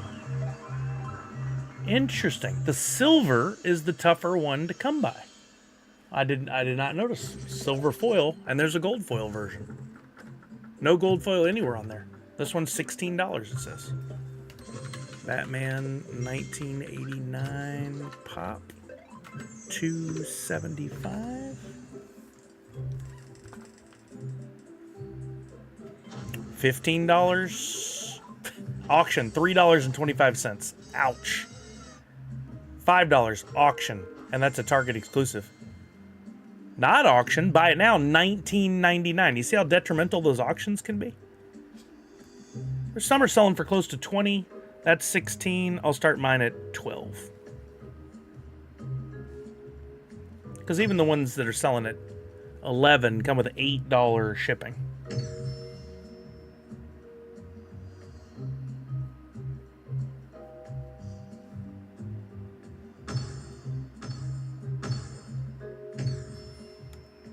Ah, wrong move. Where were they? Nope, I wouldn't have guessed either of those two spots. You know, if you type the pop number in the reference number field, you won't have to search down the list. I do often put the number up there. I think I did in that case. So weird. Oh, no, I didn't. I put the date. I put 1989 in that one. But I do often put the pop number. Just, I didn't follow suit on that one. Thank you for the pro tip, though. If I had missed it, that would have sucked. If I didn't know that. Okay, we got a special edition. I don't normally wouldn't buy these special editions because I can't stand that sticker. But I've noticed that some of them with that special edition sticker are actually worth more than their U.S. counterpart. That's the international sticker. Let's see in this case what that is. I probably got this at Funko HQ. I wouldn't have bought it otherwise with that sticker. Occasionally we had some stuff at the front with those stickers. This is Batman Joker's Wild.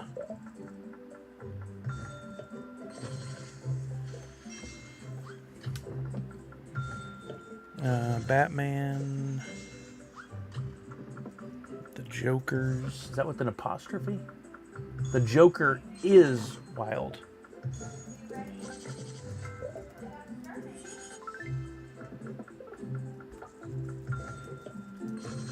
Special edition exclusive? Is that what you call that? Any guesses on this one? I'm gonna guess 15. Yeah, I know they have a newer one, a new international one that looks better. Batman Pop 292. Let's get back to what works. I do love this one, and that's why I got it, because of the white, the stark white, and then the Joker graffiti all over. I think it's so cool. Out of box, that pop is beautiful. Let's see, $18 for the international, $19 for Entertainment Earth. Same price, essentially. Sorry, y'all can't see that. 18 and 19, so no big difference. Let's try Batman, Joker, 292 pop. 20 Entertainment Earth sticker. It's in Australia because it's in italics. It is italicized. That pop regularly goes for 15 to 20 bucks though. Let's make it 12. 13. 13 on my.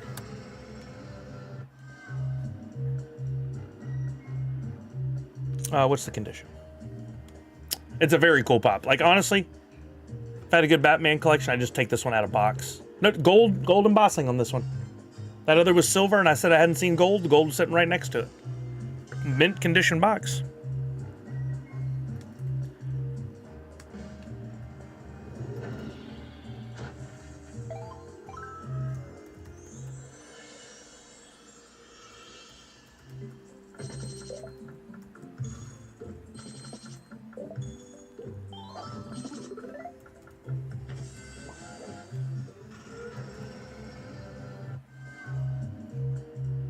Okay, I already got everything there. $13 to start on that one. Okay, this one might have some value. This was a popular pop that year. Joker, Killing Joke, New York Comic Con sticker, not the shared, from 2016. This might have been the last year where the majority of them did not have shared. I can't remember exactly when that pivot happened, but this was the year I went to the convention as a fan, as press, and I knew before I went that I had the job at Funko. So I went and saw my soon-to-be coworkers. They had invited me to that first party that was a Halloween themed. And I had to turn it down because I didn't have enough time to get everything I had to do to move done. I wish I'd gone to it. It was like in a 2-story building, and there was some stuff up top. I remember seeing the photos. I wish I'd gone, but I couldn't get all that I had to do done to move.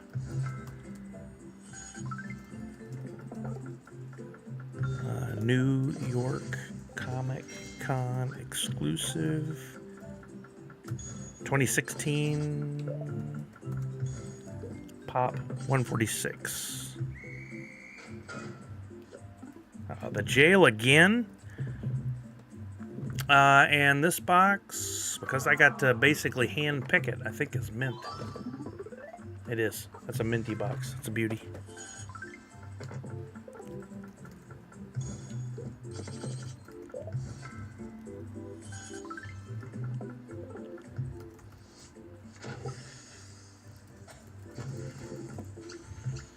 The Joker. Somewhere I got a bunch of Joker pops too, including I might have an Alamo Con Joker. Is that the one with the surfboard? I may have that one, or do I just remember seeing that somewhere? All right, any guesses on that one? The Joker Pop 146. I'm thinking this could easily be a $50, $60 pop, if not more. 23. Yikes, I was way off.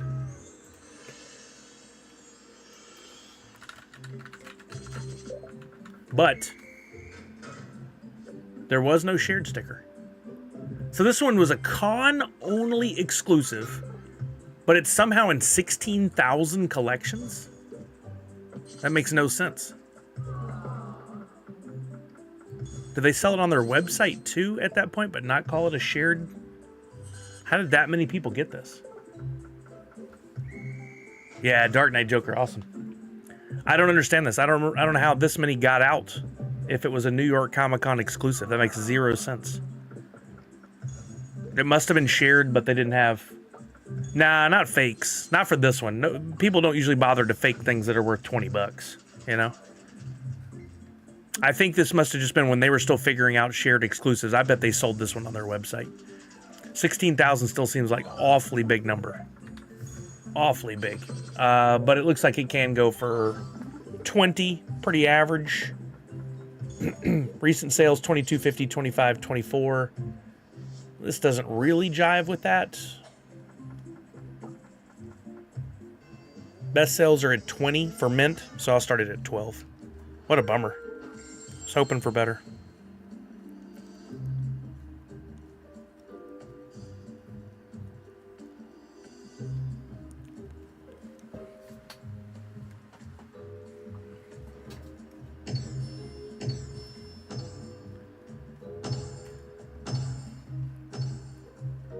Oh, where'd they hide the other diamond ring? Upper right corner. A lot of notifications with your name on them. Oh, in your game? Yeah, I've been playing non-stop today for hours. I've just had it running. Okay, we got a few more to list. Nightwing. Not the Nightwing people freak out about, but it's a cool one. This is the Legion of Collectors box one. I got this from my actual subscription box before working at Funko. It's in pretty dang good shape. I'd call that almost mint, but I'm going to go with near. Nightwing.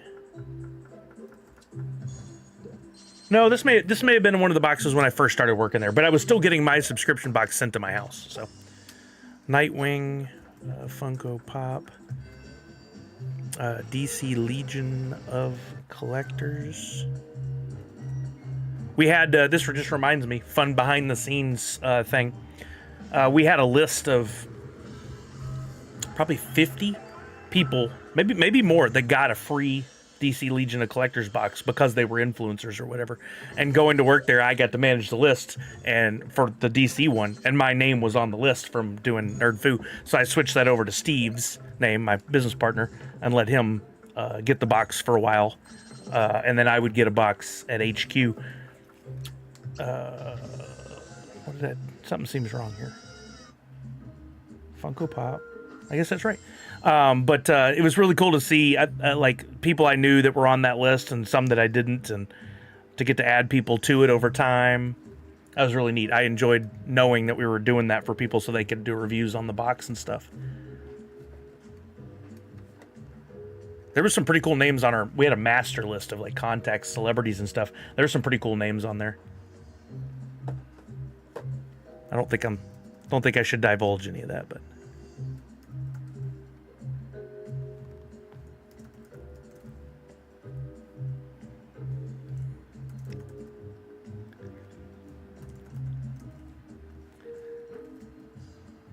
Funko 202. And let's see what a Nightwing Legion of Collectors goes for. I'm guessing like $15 maybe. Oops, let's do the number. Nightwing 202 pop. Oh, a little more than I thought. According to HobbyDB. Now let's see if that holds up. It says 24 to 29. What are the variants? Oh, Disco Nightwing. That's what they called this. There was a specialty series. Oh, the opening night one for Funko HQ. I forgot about that. And then there was the Legion of Collectors one. And the opening night one, which is arguably far more exclusive, in 190 collections, versus the Legion of Collectors, which is going to be in 15,000 probably. Only in 3,700. Okay, maybe Legion of Collectors wasn't doing that well then. But still, far less opening night stickers. And I do have that opening night sticker somewhere. Versus Legion of Collectors. And the Legion of Collectors ones goes for more. Why? Because you're probably not going to find a flagship one. There's one, sold for $20. I bet those don't come up very often, though. And people don't know what they have in that. No clue. That was only given out to a few hundred people for an opening night event. I don't think there's any actual difference in the pop, which is weird. I think it's exactly the same. Let's see. Can we tell from this? It says disco. That's the costume, but was it metallic or something? It doesn't look like it. It seems really weird that they just re-stickered that and made it like a shared. Ooh, got it. That's really strange. I never thought to look that up before. Huh. So it's still like a $20 pop. I'll start it at $15 on my auction.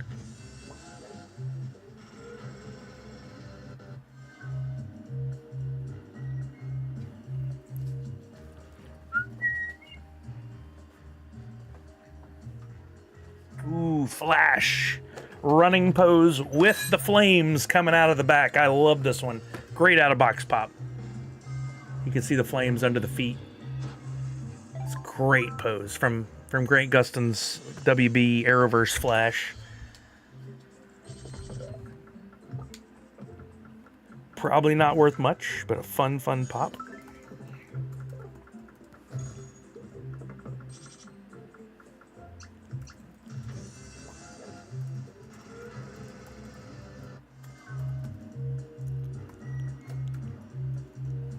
(713) Houston area code.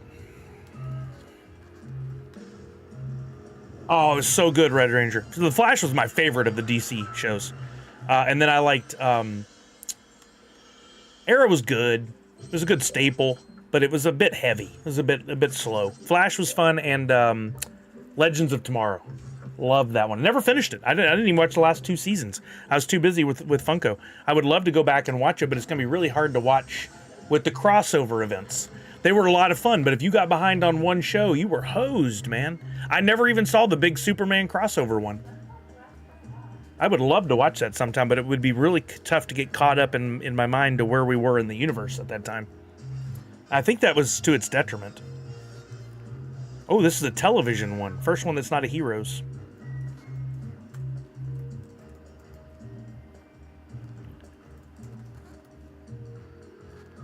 Exclusive. Funko number 713. Auction. All right. $15 at most. I liked Arrow the best, but Flash was a better Flash than Arrow was Green Arrow. Oh, that's good, yeah. Just overall, I like Arrow better supporting cast. The CW Arrowverse was such a good set. great crossover. Yeah, I read that, but I agree. Running metallic. Is this metallic? There was running and running metallic.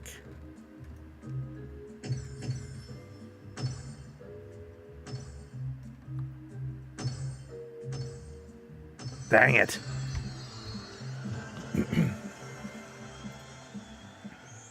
Yeah, box lunch was the metallic, so I need to put metallic in there because that is a good buzzword. Funko you can't go wrong with metallic and Funko. Like really, honestly, that formula is pretty well established. Make a metallic version, it'll do really well. Bingo. Don't chrome. Do not chrome. But I still believe in spot chrome. I think the spot chrome is really, really cool. This says it's only in 889 collections. I think it has to do with more when it came out and how many people were using HobbyDB. At one point, it was a $30 pop. Recent sales, most recent sale was 2 years ago, and that can't be right. There's got to be recent sales. The Flash Pop Box Lunch 713. $30. Look at that. A couple of recent sales at 30 and 25. This is another one that's actually off. We'll start it at 22. I guess they didn't make as many of these as they did some of the others. Weird, given when it came out, 2018. Would have thought they made way too many of them, but I guess not. Yeah, The Crisis of Infinite Earths. That's the one. I never did watch all that.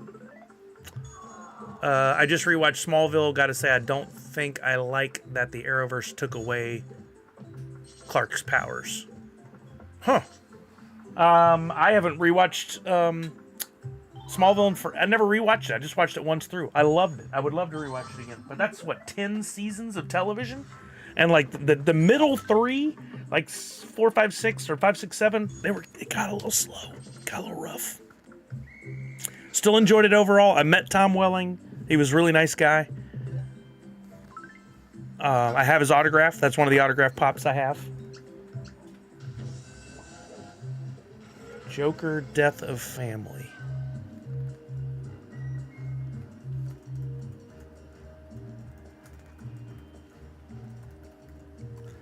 Death of the Family. Glow.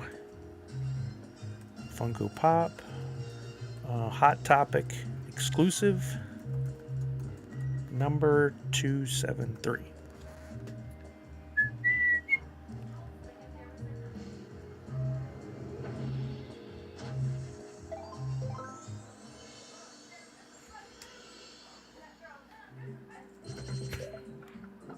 I don't know what they're doing in there, but they're having a good time. They're so funny. Ooh, Minty. Minty Pop. That's a fun one. Terrifying. Kelly would hate that one.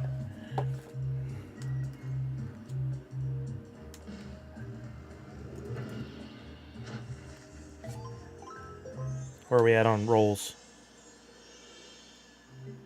About even.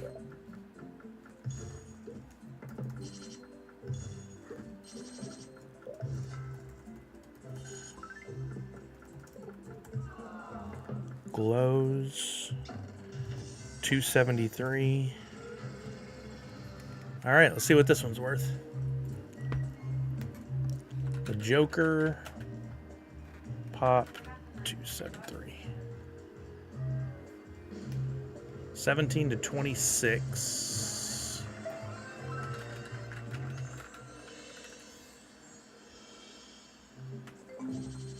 $16, $13. They're saying here.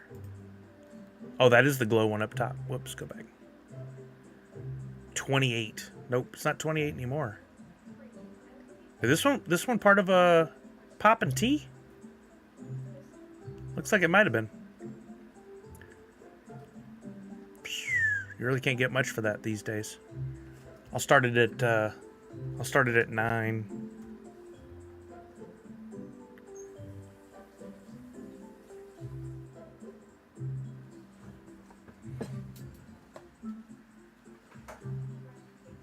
All right, 3 left. I don't know that anybody is a fan of that Shazam and or Zachary Levi these days. That didn't age well. But let's see if we can get a couple bucks for it.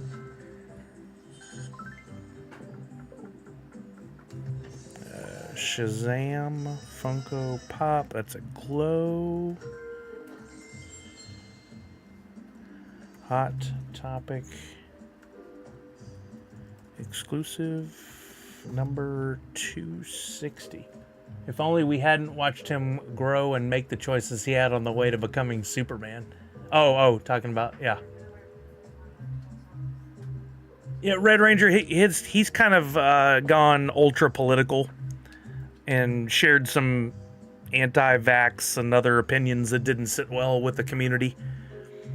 But also, I've seen a couple interviews with people who said he was not a pleasure to work with. I've met him a couple times, and he was super nice. But, you know, I met him under different circumstances. I wasn't working with him. I like his, as an actor, I like his, like, childlike vulnerability that he brought to Shazam. I thought he did a great job with it, but yeah, he's getting a lot of dislike these days. Yeah, I loved Chuck so much. I thought they were kind of fun, Darth Wacko. I don't find myself ever going, I really want to watch them again. But if it was on, I might.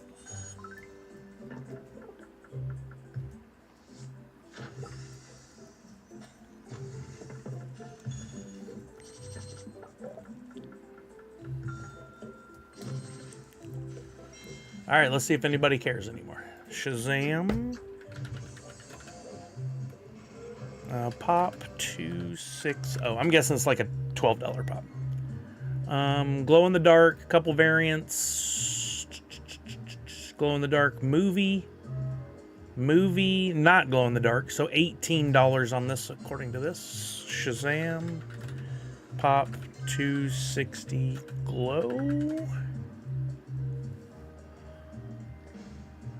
Signed by Zachary Levi, went for $50, but otherwise 12, 13, 7. I'll start it at 7. It's good to have some low price ones in there.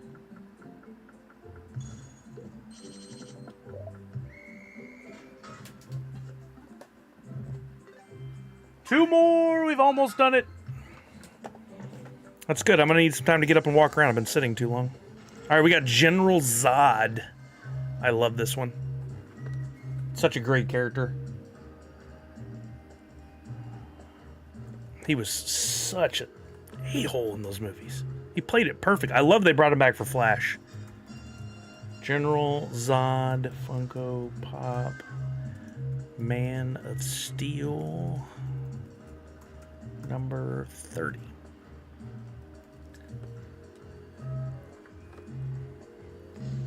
Ooh, no ding. Bend in the cardboard, but no crease. Mint.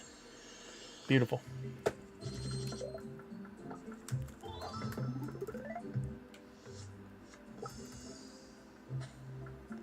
Collection Heroes. Franchise. Is it the? No, just Man of Steel. Character General Zod. Not an exclusive. Pop 30.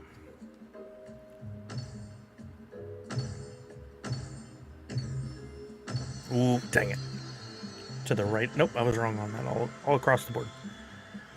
This could easily be a $50 pop. They didn't make that many of this one. And I don't think they've returned to this character often. I don't think there have been many of them. 26 it says there. Let's see what.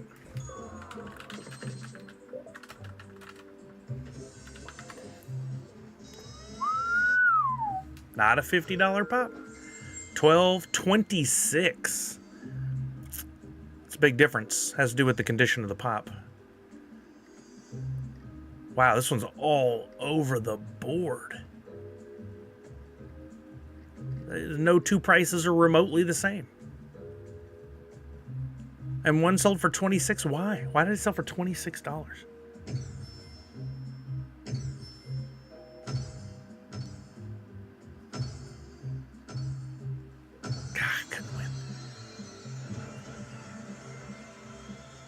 Where's the...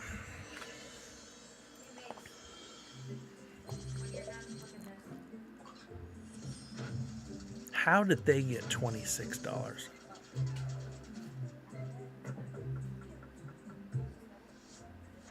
Shipping's free, but wow, outside of that, very weird. How'd they get that much money for it? I'll start it at... I don't want to go as low as 9, but it looks like I may have to. Yuck. I'm gonna do 12. Like what's... Hold on, let me look at the... Not sold. Auction. How about just buy it now? Just what matters. $4.99. I was out of box. $11.99. 36. You're not getting that. $16.65. That's cute with a little. $17.71 with free delivery. Yeah, 12 is fair-ish.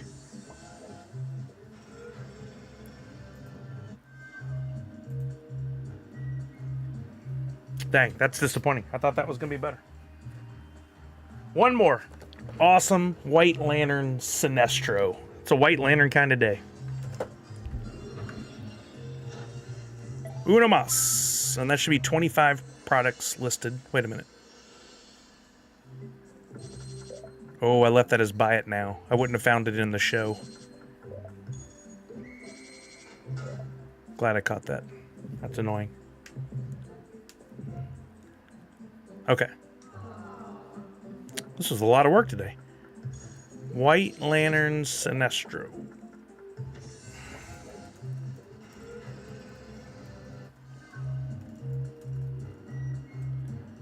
Uh, 2021 Summer Virtual FunCon number 398. It's not in mint condition, unfortunately. We got a dinged corner. Clearly was dropped. That might have been on me. But it's only one corner, so near mint. The rest of it's in good shape.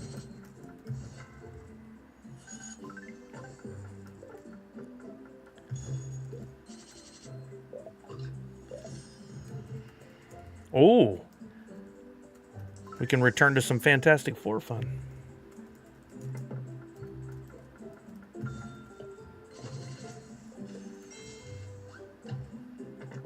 $3.98. All right, let's see what this last one gets. A white Sinestro Pop, $3.98.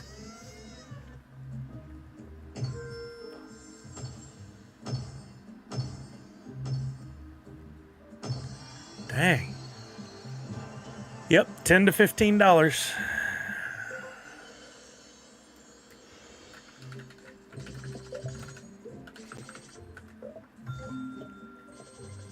Man, what a shame. It's a really cool pop, and it sells for like $9 and $10. We'll start it at 7.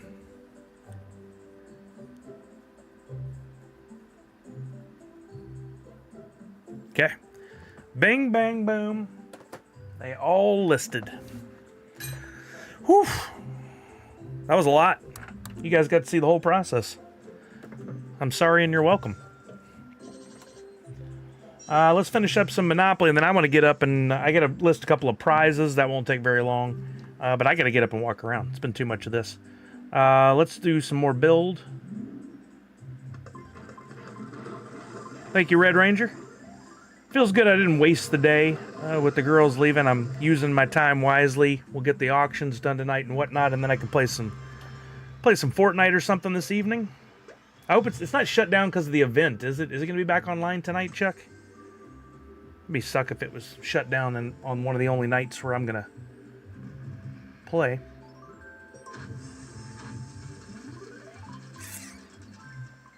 It never went down. Beautiful. I love it. Okay, good. Good to hear. All right, what can we do with our Fantastic Four event? I have 500 of the... Wait, why is that just dice now? Oh, okay, I see. Let's see, did Dark Wacko do any more? He did not. Let's see if anybody else did any more. Boba did no more. Jake did no more.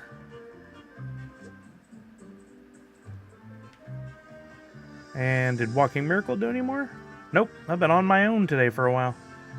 Let's hope out Walking Miracle's here for a while. I think the event was earlier today. I think it already... Oh, 2,000! I hadn't done that in a while. That's a nice bump. I think it was earlier today. Oh, thank you, Jace. How are you, Jace? Doing the Monopoly Go Fantastic Four event. I've just been letting it play while I was listing stuff for sale. Just one more request to anybody. If you would, please go over to my Whatnot, exclamation point Whatnot in the chat. And bookmark my show for tonight. 2 in 1 round? Whoa. Bookmark my show for tonight. That helps get me boosted up on the Funko Top of Whatnot page. Also, I may have something in there you want, or maybe you want to come by and just mess with somebody else who's bidding and try to outbid them and to force the bids up. I'm not asking you to do it. I'm just saying it might be fun. I'm going live on that at 5, so just a little over an hour. And then we're going to raid over to My Pops. They've got a live tonight. They're fresh off of 3 times. They're fresh off of the National Card Show. So they've got some fun stuff to share about Gary V and V Friends, and they had a good time. It was at 11:30 a.m. Thank you, Jace. So I'm anxious to see what they've got to share. Boy, almost a 4th. Almost a 5th. So close. There we go. Gift time.